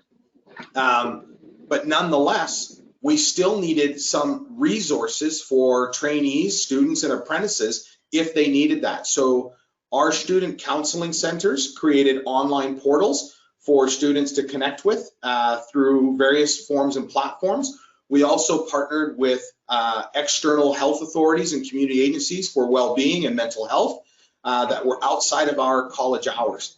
So we had to create boundaries, we had to create structure for access for coaching and mentoring related to content or related to the training, but also time for students to look after their mental well-being. And our instructors are not professionals for mental health, but we do have counselors and disability services on campus who created online methods for students to engage while they were learning from home. Okay, Mr. Holt, another question for you. What are recommended approaches to hands-on lab or shop training remotely post the COVID? Remotely hands-on shop training? Yeah. We're very careful about what we allow students to do remotely when it comes to hands-on with the tools and trade itself, primarily for a safety factor. We don't want unskilled people working with tools and working with equipment that they are not being supervised by a trained professional. So we will limit the scope of what we will allow students to do in a structured learning environment remotely and online. We will be very strategic and surgical about what we will allow them to do, ensuring what we do prepares them for the time when they come on campus. I think, to give a little more in-depth answer from what I provided earlier, some of the things that our campus is doing in addition to all the work plans and the risk assessments is we developed an app that students and staff can use when they come to campus to allow for contact tracing. So it's an app that the student fills out their name, their phone number, their email address, and they go through about 6 questions that pre-approves them to be safe to come on campus. And what that does for us, in the unlikely event, or I shouldn't say unlikely, in the event that one of our learners does or trainees does become COVID positive, we now have all the data about when they were on campus, where they were on campus, so that then we can share that information and do proper contact tracing to see where that exposure rate goes. Okay, great. And that, I believe, is the final question that I have for the presenter. But at this time, let me invite both presenters. Mr. Holt, you can go first in bringing some closing comments, and then I'll ask Mr. Marquez. Mr. Holt? Sure. My closing comments about being innovative and creative in a COVID world is COVID is not going away. It is part of the world's fabric now. It is part of our lives, and we can't just simply wait this out. It is an adaptive problem that requires adaptive solutions. The solutions that we created in March and April when COVID first hit Alberta and Red Deer College no longer work 2.5, 3 months later as we start to relaunch and rethink. And so our solutions and strategies must be adaptive and be flexible, and we must maintain that nimbleness in order to be able to continue to move forward as we be innovative, creative, and incubate new ideas. I think we have to re-engage government and employers and education institutions to come to the table to create those adaptive solutions. It's not up to one of those individuals alone. It's up to the 3 of us to work collaboratively together to properly and effectively train the next generations of people in a COVID reality world. In 3 years from now, it won't be COVID, it'll be something new. And so what we do today will prepare us going forward. But the 3 major parties of government, training institutions, and employers have to continue to come to the table and work on adaptive solutions that meet the needs of learners. And we have to keep the learner at the center of every decision. Everything we decide to do and everything we mitigate has to have the learner in mind to achieve that outcome of a skilled worker. Okay, thank you, Mr. Holt. He asks Mr. Marquez now to bring some final comments. So the old adage, the only thing constant in life is change. It's very true, very applicable to life as general, right? COVID has taught us that. Some of us have been stuck where we think it's not, but learning and continuous change is inevitable. The idea of the learning organization will apply here. We need to get our organizations in that mode of learning, continuous change, development, adoption, right? We need to get our unions, the government together to take this change and drive it forward. The fact is, as the board said, it's not going away, but something else may come up, but we need to take it a step. So we've now moved, and life will continue moving. So we need to ensure that we move and remain relevant as an organization and as organizations as a whole, right? So we have to keep learning. The learning organization will play dominance going forward. Thank you, Mr. Marquez. And thank you all for your feedback and comments today.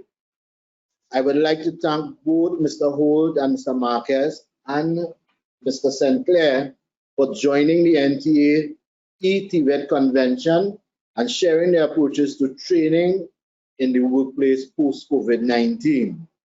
At this time, that brings us to the end of our presentation for this morning's session. And we will now take a break and come back to you later on for our final presentation this afternoon. Again, gentlemen, thanks for your time. Thanks for joining the NTA. Thanks for giving all your contributions, and I know it was well received. Thanks, everyone.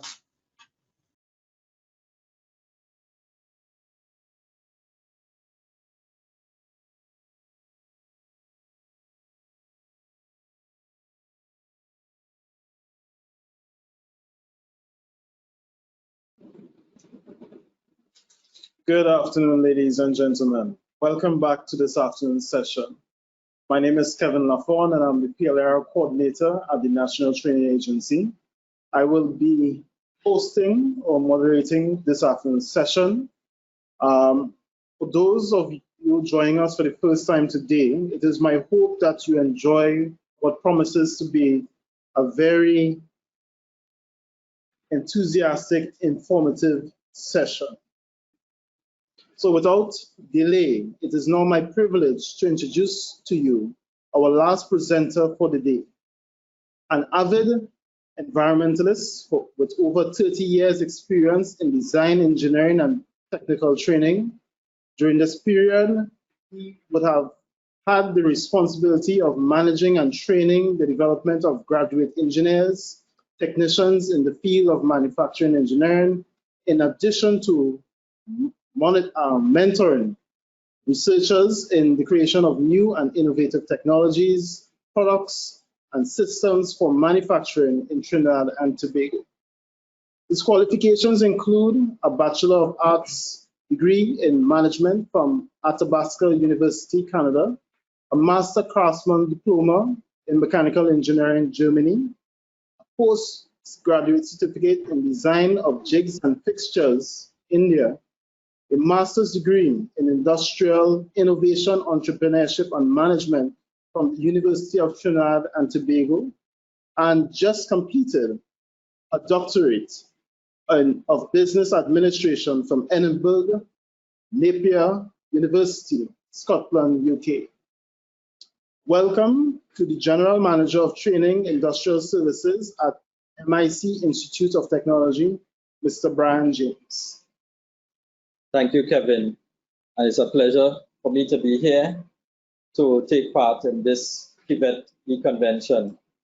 MIC being a technical institute for the last 45 years of its existence, always working towards training and development of the youth to fulfill their obligations in the economy and in Trinidad and Tobago. Here at MIC, we take pride in knowing that we have played our part or continue to play our part in the industrial development of the young people of Trinidad and Tobago. Over the 45 years, we have grown exponentially in terms of our training services to Trinidad and Tobago in terms of engineering craft programs, technician programs, and even postgraduate engineering programs. Today, and just recently this week, MIC would have received conferment by the Accreditation Council of Trinidad and Tobago for 5 years That is a milestone achievement for us as an institution, and we're very proud of that. And we are proud to be associated with NTA in this activity. I think this activity augurs well for TVET in the industry. NTA is setting the pace, providing the leadership to take TVET forward. So I'm very proud to be part of this e-convention. So good afternoon to all of those who are listening via online. I welcome you, and I hope that I can do justice to some of the things that we'll be speaking on this evening, which is the new modes of training in the workplace. The COVID-19 has resulted in schools closed all across the world. Globally, millions of children are out of a classroom. As a result, education has changed dramatically with the distinctive rise of e-learning, whereby teaching is undertaken online or remotely on digital platforms or by distance learning. Research suggests that online learning has been shown to increase retention of information and takes less time. This will mean an irreversible change in the way we teach and learn. With this sudden shift from the classroom in many parts of the globe, some are wondering whether the adoption of online learning will continue to persist post-pandemic and how such a shift would impact the worldwide education market. And this is what we'll explore this evening. Whether it is a language app students are using or staff, virtual tutoring, video conferencing tools, or online learning software, there's been a significant surge in usage since COVID-19. We believe at MIC that the integration of information technology in education will be further accelerated, and that online education will eventually become an integral component of school education. This is the future, folks. This is what we have to adapt to in converting our TVET schools, institutions, and colleges to this new norm. What does this mean for the future of learning? At MIC, we are developing a new learning management system, a hybrid, one will say, a model of education. This involves a multifaceted approach to teaching and learning.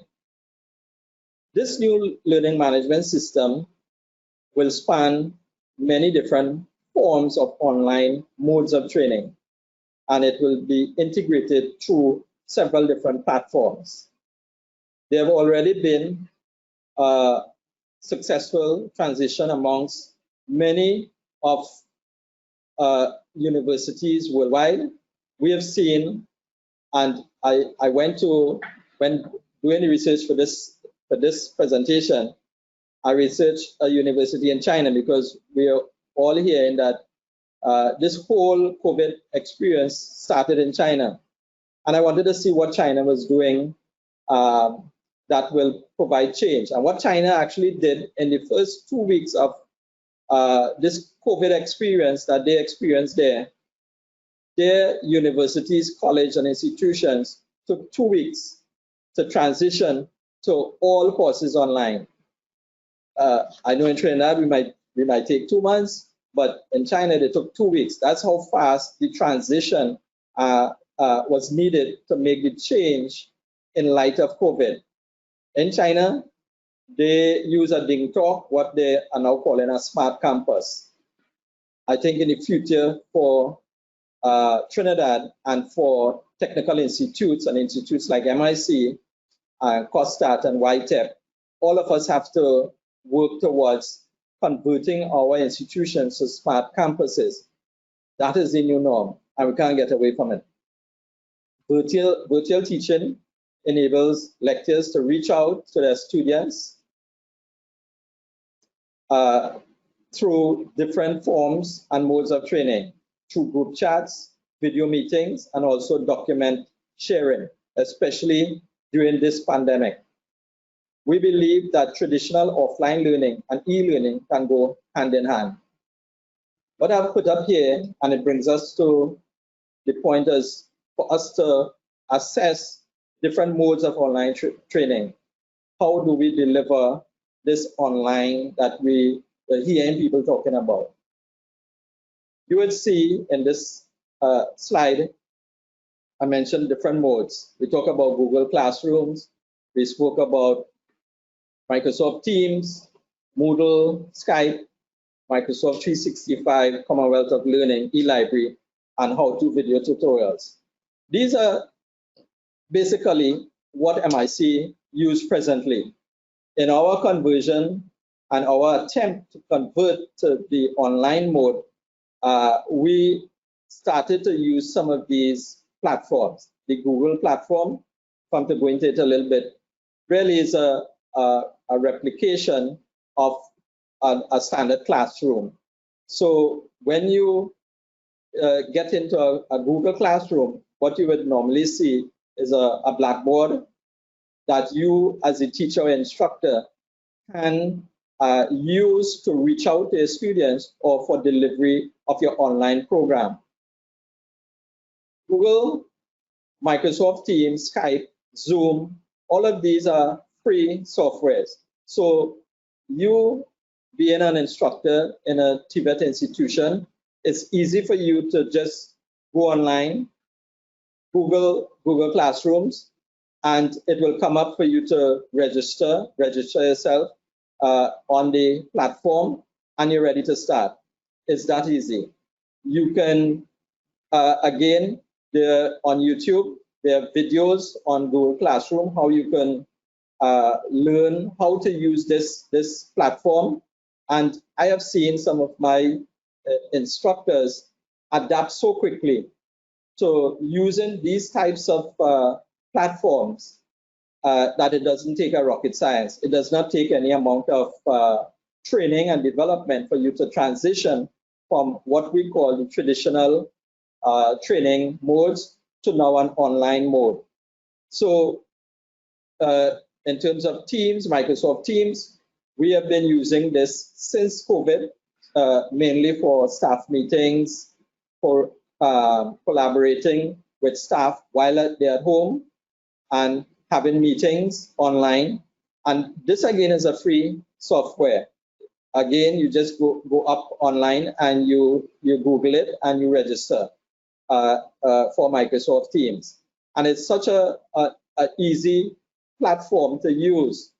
As an administrator, you if you want to host a meeting with your instructors, or in this case, if you're carrying out a class, what you would do is send out a link to the persons, and once they click on the link, they're in your classroom or they're in your virtual space, and you can communicate with them, talk with them on various aspects of teaching and learning.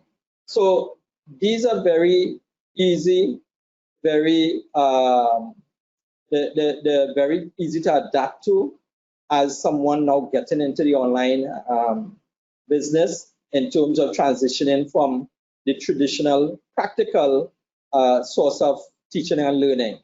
You would know that in our area of TVET, you're dealing with practicals, people like plumbers, welders, carpenters, joiners, tailors, and these things are highly practice-oriented, where you have a face-to-face meet with various persons, and that is how you communicate and you transfer learning.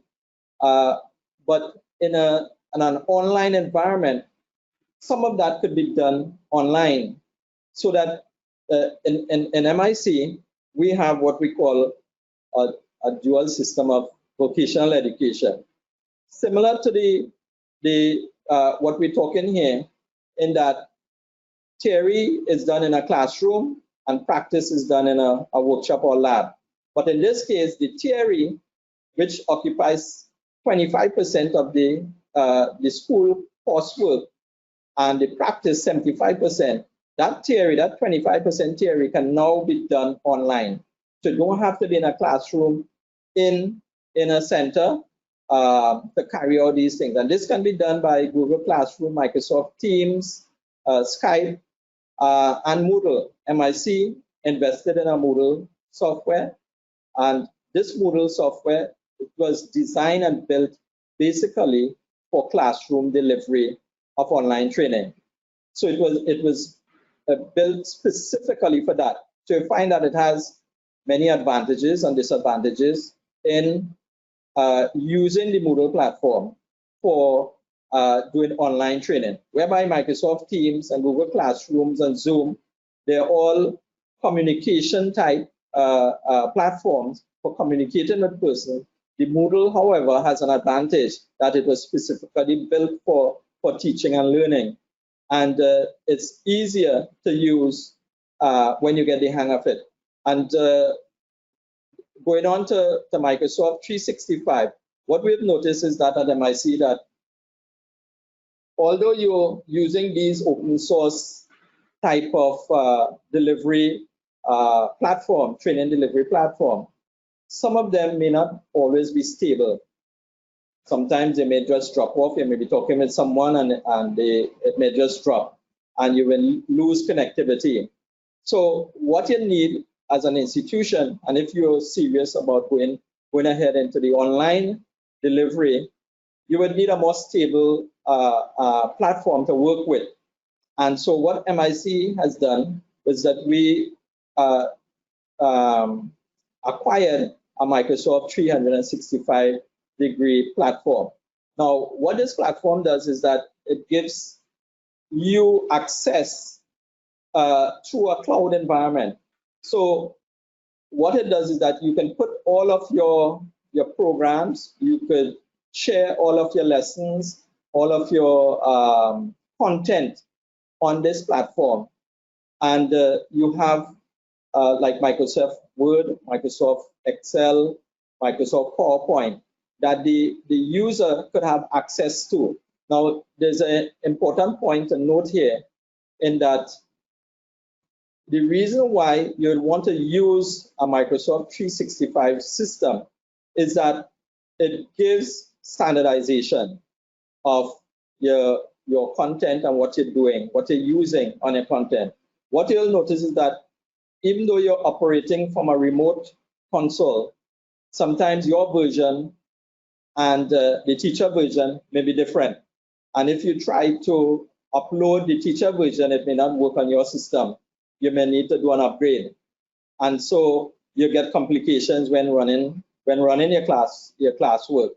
And so you would need a kind of standardized platform in which all of your work and all of your content is loaded, and it provides a very stable environment for you to carry out online delivery. So at MIC, we use this Microsoft 365. It has worked well for us. All our staff and our trainees come September will have access to go online. They will have a passcode. They go online and they have access through MIC database to use this cloud system.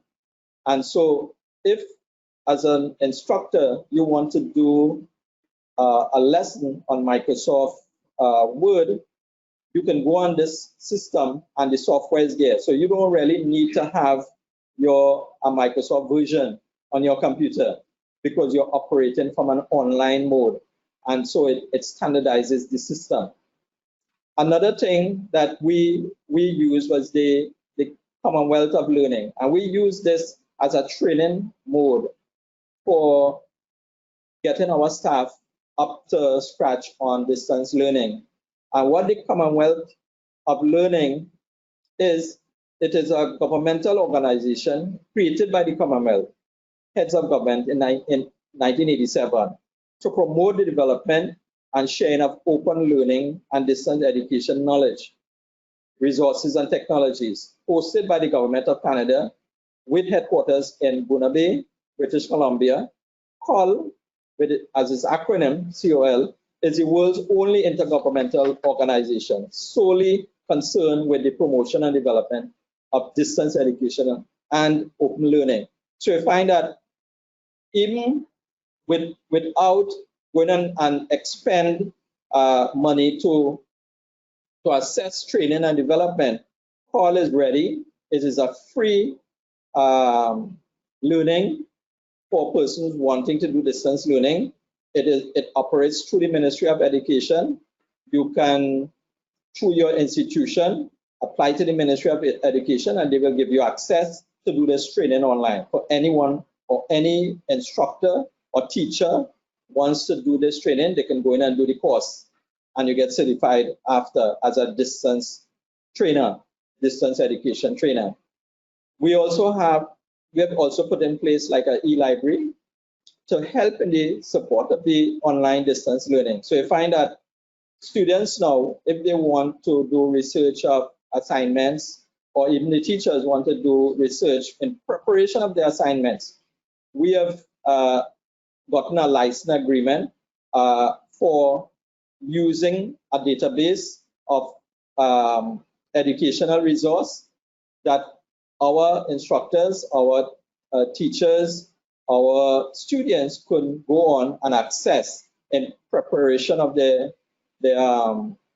lessons, if you're a teacher, or if you're a student, for researching and carrying out assignment. So this is an integral part of an online system if you're looking to go online. What we have also noticed is that there are very easy and simple things to go in online and to help make your lesson fun and exciting. And what I've seen some of the instructors done is that they use the simple smartphone, and some of these smartphones are so sophisticated, they can do a very nice video. So if you're, let's say you're a plumber and you are accustomed doing the traditional way, let's say you're installing a toilet system, and you're accustomed with students around you and you're demonstrating how that is done. Now, in this way, as an instructor, you can set up your iPhone, maybe on a tripod, to videotape you demonstrating how this is done, and you create that video. And that video can be uploaded into your lesson, as part of your lesson for delivery on toilet systems. And the same thing with carpentry and joinery. So you don't need any big sophisticated media system for you to actually do this type of a training. There's simple and effective ways that it can be done.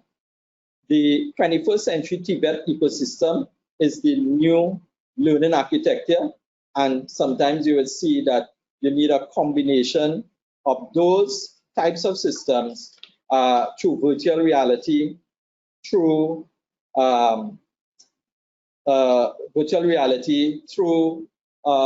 different forms of reaching out to the students.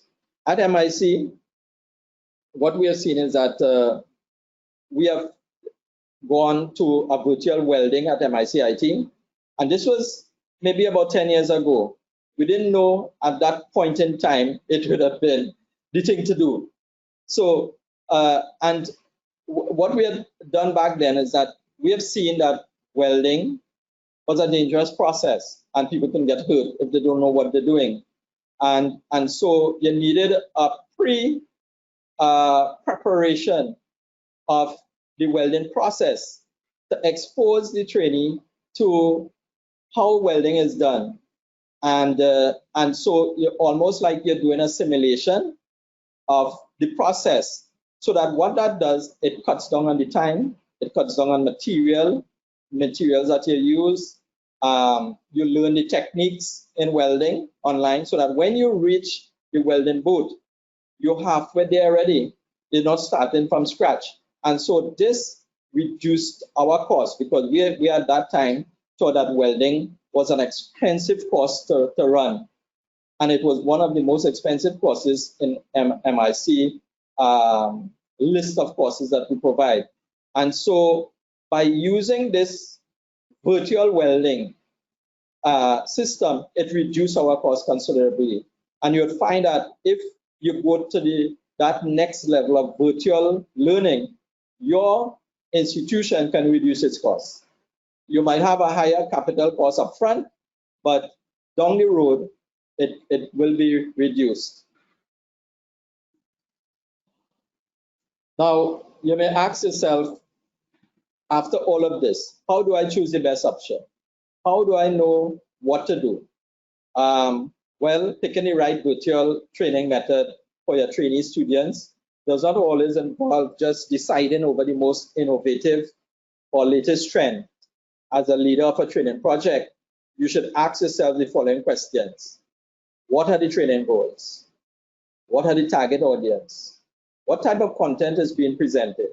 What knowledge or skills are needed to be developed? What is the infrastructure that your company actually has or your institution actually has? What type of media or device does the target audience use on a daily basis? And all of these must be considered before you decide on the mode or the method or the type of training delivery that you're going to embark upon. So different virtual training modalities can make the best decision for your institution. So e-learning, what we have come up, and I'm only talking about a few here. All right, let's see, let me go back. All right, so e-learning, so I've come up with 4 types. So I'm going to talk about four different types. And the one that MIC use. We use an electronic learning system also.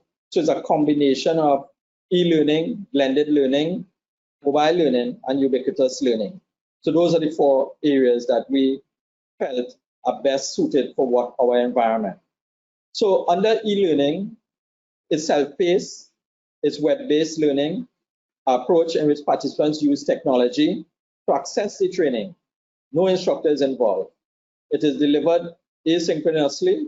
Students have control over the time, place, or pace. So in a system like that, you will set up on your database, on your online platform, you put all the material up there, and a student will have a passcode that can access that anywhere at any time. Whether they're in the US, whether they're in the mall, whether they're by the beach, they can access that, that platform and learning can take place. So you get ready access to your material as a student within the system. So that's the e-learning approach.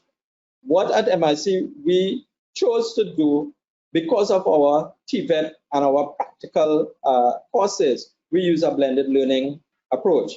And the blended learning is really a hybrid approach that combines scheduled, synchronous, traditional classroom settings and asynchronous, non-scheduled virtual or digitally enabled learning. So what it did, it took both types, the one where you're doing online and the one where you're doing practice. So our system with 75% practice and 25% theory, we are revising that model.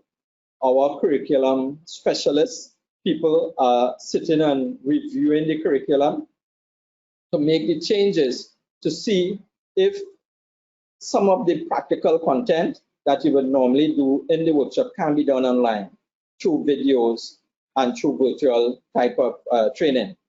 So the blended learning is what we use and we will be using come September when our trainees come back out for training. Mobile learning delivered through a mobile device such as smartphones or tablets. That is another way in which you can reach your students.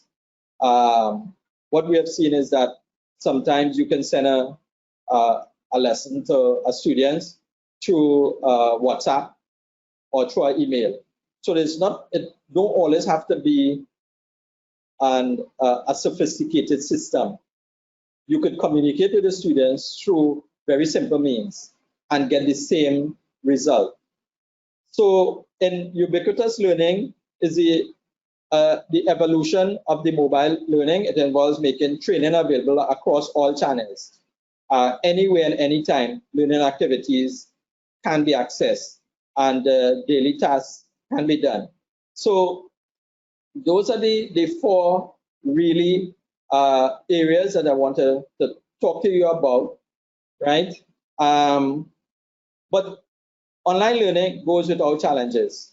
And I want to talk a little bit about the challenges that one may experience in doing an online sort of delivery. And it's important that you understand this because it helps to alleviate any challenges that may pop up in the future.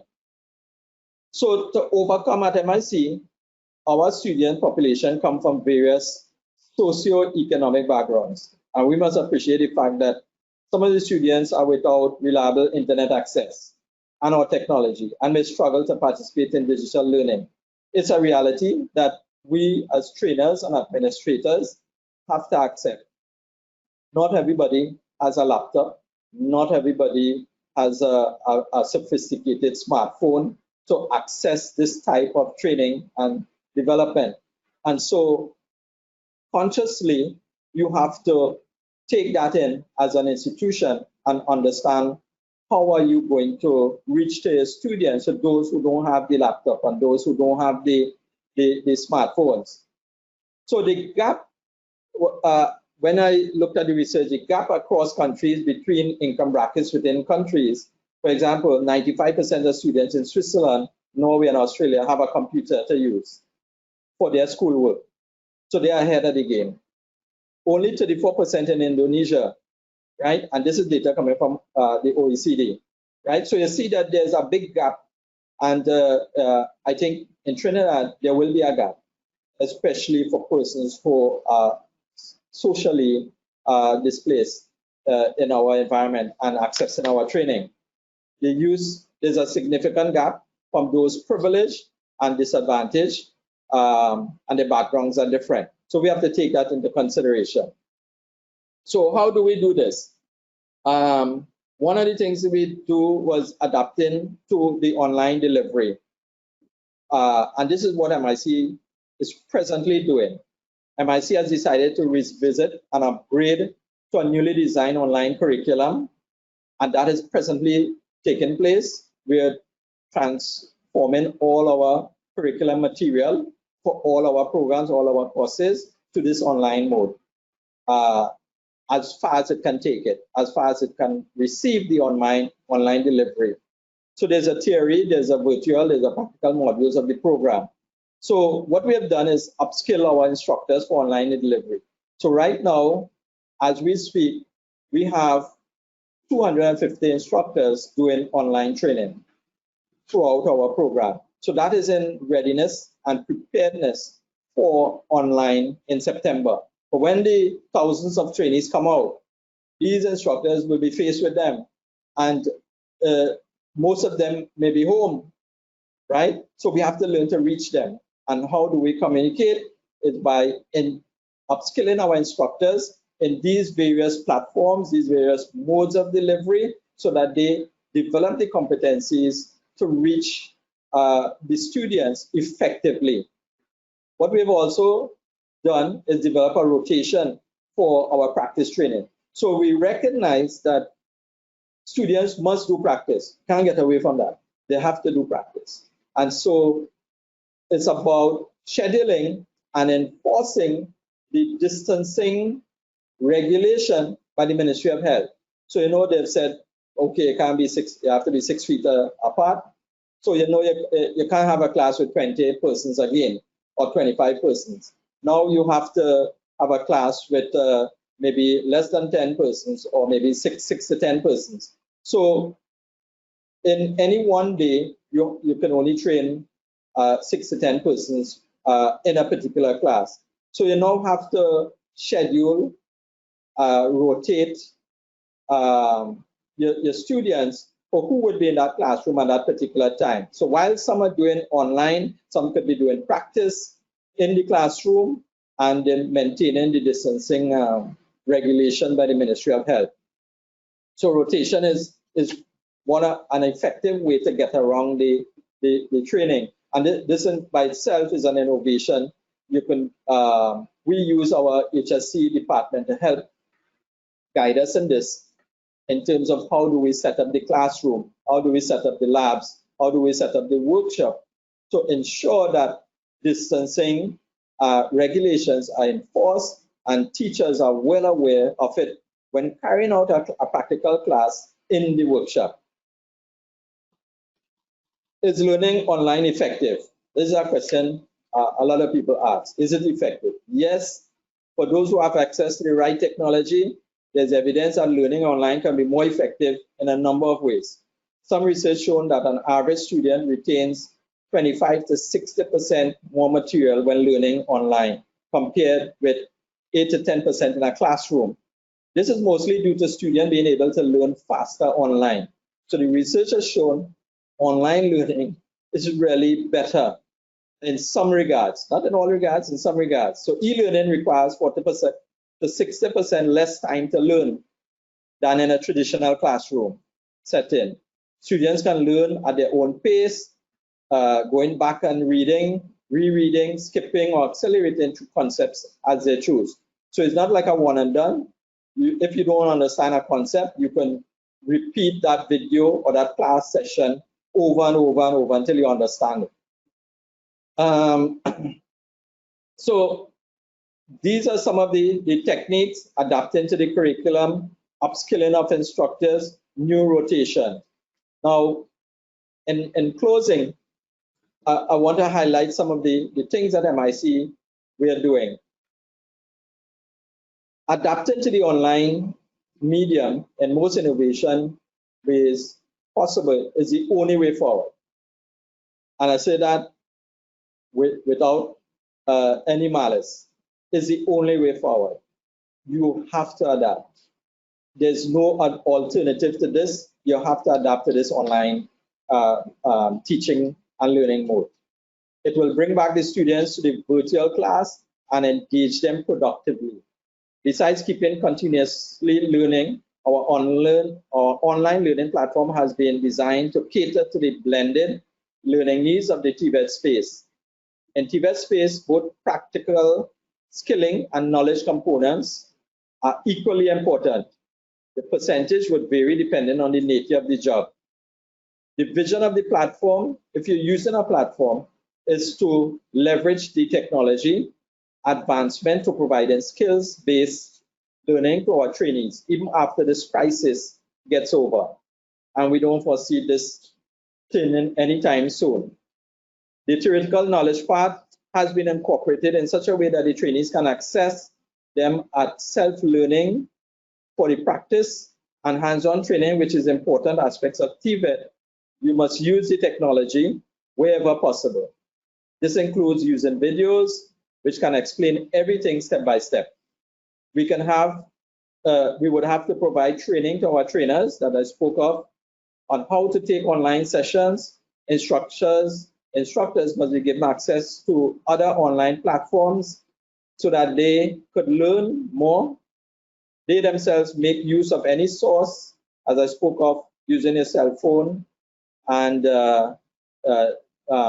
taping videos of practice, more and more ease, and always try to keep the trainees engaged through mediums like WhatsApp, emails, and having like WhatsApp groups. So you could have a class WhatsApp group for your classroom and your students.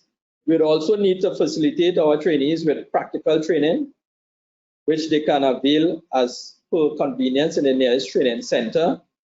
We also, to cope with the crisis and still continue skilling our trainees, we have encouraged our trainers to make use of the copyright-free online learning platforms to provide training to trainees. And this I spoke on earlier in the first slide, where you have a number of these open source software that are free and can be easily adaptable to your system or your particular situation for carrying out online training. Our trainers are available for students through WhatsApp, Zoom calls, and other online mediums where they spend a couple of hours connecting with trainees and engaging them in online learning. Putting the online learning process in place, most of our efforts are directed on putting the process in place with concerted efforts towards capacity building. This includes capacity building of trainers to teach online using free tools, online teaching methodology that includes motivating and engaging students through individual interaction, and details of conducting an online session and following it up with home assignments for self-study. So this is what we've been doing at MIC. It has not been an easy task to adjust to this new norm. In fact, it has been very difficult. We have had several pushback from staff not wanting to accept this. And so it's a process that you have to keep working with staff and trying to see that, showing them that this is an easy method or methodology that they can adopt for doing their training and delivery. One of the things that we have pride ourselves on is our ability to train our own staff. And that is key to delivering an online chat. You don't want to drop your quality control by going online. So there should be some kind of quality control system for checks and balances. So even though an instructor may tape a video, it should pass through a system of quality check to ensure that it meets the standard of the institution before he puts it online to his students. So you want those set of quality control to be in place for your instructors and for your staff. You can communicate more. What I have found is that instructors and staff communicating more than before. They can meet up in groups. So like, for instance, all of our electrical instructors will meet in a group and they will discuss content. So it's not about you at this center and you delivering a content that is unique to you. You have instructors now coming together. They're agreeing on the content. They're agreeing on standardization for that particular course, and they are putting it out as a standard for their delivery. So you find it to me is less work for the instructor. So it's a win-win. So it's a win-win for instructors to be taking part in this, and moving forward with this online system. So we at MIC, we embrace this fully as one of those leading institutions in Trinidad. And 45 years of experience, we have trained many persons and successfully to fill and be part of society, play a meaningful part in society, having jobs.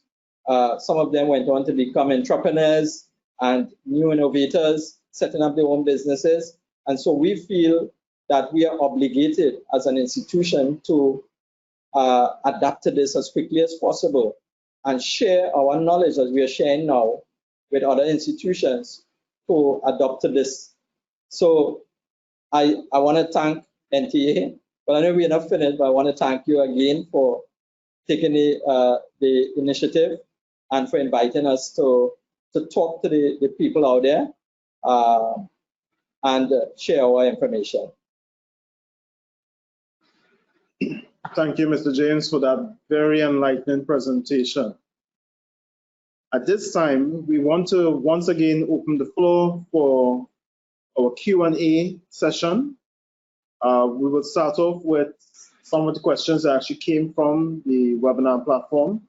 Mr. James, the first question we have, in light of more than one institution having to face the reality of COVID, as you mentioned, are there any plans for MIC to embark on collaborations to help in the creation of digital media? I think, and it's a good question. I think MIC is part of a government institution, is one of the government institutions, and so whatever we develop, I think we are always willing and ready to share, as I have this afternoon. So it's just to reach out to us, and I think we'll be willing to share whatever information we have and how you can go about setting up an online or distancing platform. One of the things that they have to bear in mind is that the ICT component of this, you have to have a strong ICT component to support the online distance learning, something that maybe I did not mention earlier, but you must be cognizant of that. It's not just a computer and you're ready to go. The ICT aspect of it is crucial. Excellent. Another question that we have here: what has been the experience in terms of you all assessing the skills attained through these new online platforms? Well, we have not gone fully into the online training for students. What we have done is we have done some mock exercises with our instructors, because it's all in preparedness. Our students are still at home until September. I think that is when the Prime Minister had given his approval for students to return. So they're still at home, but so far we're trying, and we are doing some online training with them. It's not in its full entirety, but we're doing that, and what we are seeing is that it's proven to be very effective in terms of what we have done so far. It's proven to be very effective, and the students, and I will say the millenniums, they adapt so easily to this that what I might struggle with, they are quickly adjusting and showing me new ways of how to do it better, and so I find that is so encouraging for the whole system.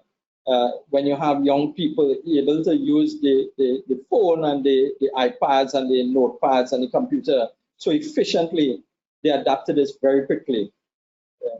Very good. Another question in terms of how has the COVID reality impacted the efforts towards finding apprenticeship, traineeship opportunities? In fact, it has dampened our system in that when COVID came along, we were almost 75% into our curriculum delivery, and so we had a further 25% aspect to continue and deliver, and so it threw everything off. And what we have done is that we said that from the new term, September, we're going to extend our training. So if you're a year one student and you didn't finish your coursework for year one, you will, from September, you'll continue from where you left off, and you'll run for a semester. So our new intake date, which would normally be at the start of the financial year, which is around September, October, is now going to be in January. So we're now going to take a new cohort in January as opposed to September. So we are using this September to December semester period to pick up from where we left off and to refine and carry out exams for those students who were at home. Thank you for that answer. Another question here: can you describe the systems or mechanisms that MICIT has employed to audit the use of these new online modes of learning to better ensure that there is accountability in the teaching and learning process? Right. So what we've done is we've set up teams, and so we have a team for teaching and learning, a development team, and that comprises curriculum specialists, persons, IT specialist persons, training specialist persons. All of those are specialist people in their own field, highly qualified, academically and otherwise. And so this team now, all the information passes through this team. And in that team, there's quality control. And so they monitor, and I think I mentioned this earlier, they monitor to see that the content that you're going to put online, before it's uploaded onto the system, it goes through a quality check to ensure that it meets our standard, so that when it reaches the platform online, it would have met our standard for delivery. Another question we have here. How has the COVID reality impacted the efforts to,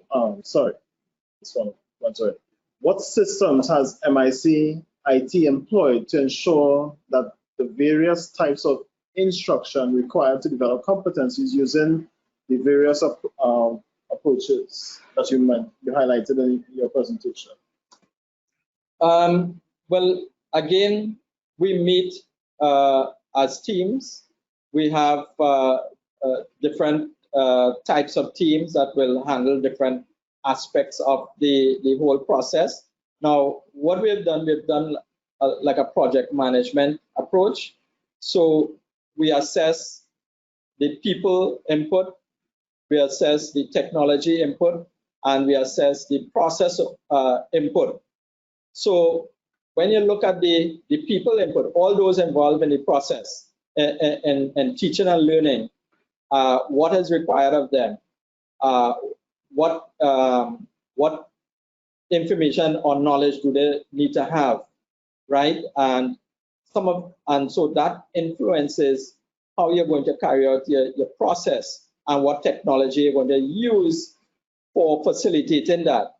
So using a kind of project management approach to it, we assess people, the people side of it, we assess the technology that is required, and we assess the process that is required for delivery of that. So there's an assessment of these three components, disaggregated, listing out all the elements that you would need to run a system like this, and then set in motion some schedules and some timelines, and apply resources to it for implementation. So that is how we set out our system, and we are doing that right now in terms of our implementation of the system. One of the participants was asking, in terms of tacit knowledge, how have you all been able to bridge the gap in terms of ensuring that the tacit knowledge is encouraged or facilitated in terms of the new online platform? It's a difficult thing to say at this point, because we have not really done an assessment of it at this stage. But in the coming months, when we have students in, we have already set in motion various surveys, to be conducted, so that we could collect the data. And so when we collect the data, we'll analyze it and then make a recommendation on whether it's working or it's not working. So we're using that type of approach for determining that. Excellent. Someone wanted to know, in the context of virtual simulation, as you mentioned with the welding simulators, are there any plans to expand to the other occupational areas? And they gave examples like the electrical, the mechatronics, the hydraulics, pneumatics, and some of those other areas. Yes, in fact, we already have a partial systems for some of these areas. Not full virtual, but partial. I know the simulation softwares that we use. For instance, I think in one of these slides, you'll see someone holding an iPad of simulating, and in the background was a turbine. Excellent. Right. So we have that kind of system. Augmented for augmenting the reality of the training for students to get access to. So in electrical, you find that you can do that. You can have a circuit design on your system, and you can put faults in it. And the student now can go in and correct the fault. And if he corrects the fault, the circuit runs.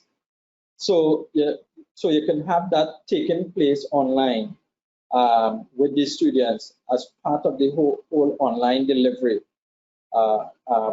project. So yes, we do it in electrical, we do it in pneumatics, hydraulics, refrigeration, welding, some form of machining, not all. Like for instance, the CNC computer numerical control machining, we do it. We also have some form of that taking place. But again, MIC, this COVID-19 took us by surprise. And so we and all have to do some catching up with the first world. I mean, it's the fourth industrial revolution, and the first world is so advanced to what we have here in Trinidad that we have to do some catching up with our, in fact, in our schools and colleges, we have to catch up with industry. Industry tend to set the pace for technology use. If you only want to see technology, you got to go NASA, and you will see the kind of technology they're using when manufacturing a automated manufacturing plant, and you see the kind of technology, and that influences what we should adapt to in our training system, how we should prepare our students, because at the end of the day, they go out to do that world of work, and they have to interface with those instruments and those equipment. So it's our responsibility as a trainer to ensure that we are always cognizant of what is taking place in industry and bringing that to our training, right? And MIC has always practiced this. We always carry out tracer studies on our students to see how they're doing. We always carry out industrial studies to see what new technology is out in industry, and we try to acquire it or put it into our training or update our curriculum to adjust to these new technologies. Excellent. Another question we have here: how long did MIC IT take to develop the online training system as you all have it in place today, as it is today? Well, it's a work in progress, but I think we are far advanced because we have done we're currently using that same system for training our instructors, and we have 250 instructors accessing the training from home. Some who don't have the resources, the infrastructure resources, some who don't have internet or don't have a computer system. What we have done, we have set up at the center computer labs. And so they will come to the center and do the training at the same time. So no one is left behind. None of our instructors are left behind. So if you don't have a computer at home, you come to the center and you have access to that training at the center. And we have been running the system, and so far, what we have observed is that there are just minor glitches. So it raises the point of the standardization of the platform, the softwares. You need to standardize because some people have different versions of softwares that may not be compatible with what you are uploading for them, and the ability to access it on a word processing platform. So just those little kinks, I would call it, little kinks in the system. But what we have done, we've set up a IT help desk, and so that IT help desk, all of the staff have that contact number and email address that they can contact the IT from the time they have a problem at home. They can contact them, and the IT technician will sort them out, right? To ensure that they have full online access. As you make mention of this level of support that MIC is putting in place to help the candidates, a question that comes along here: what mechanisms have been put in place to help deal with persons who may have literacy and numeracy issues? That's a tough one. Something really I think we considered, but I know in the past through our program at the high program, we have a numeracy and literacy aspect of the program for you to get to the level of reading and writing and arithmetic. So I think, as the question is raised, I think I'll consider it. We'll probably have to put things in place for those students who don't have that level of literacy to accept an online learning mode. But our mode will be to teach them in literacy and numeracy. Maybe bring them in a specialized class at the center and do that. Thank you for your answers. Ladies and gentlemen, that brings us to the end of the Q&A session for this afternoon.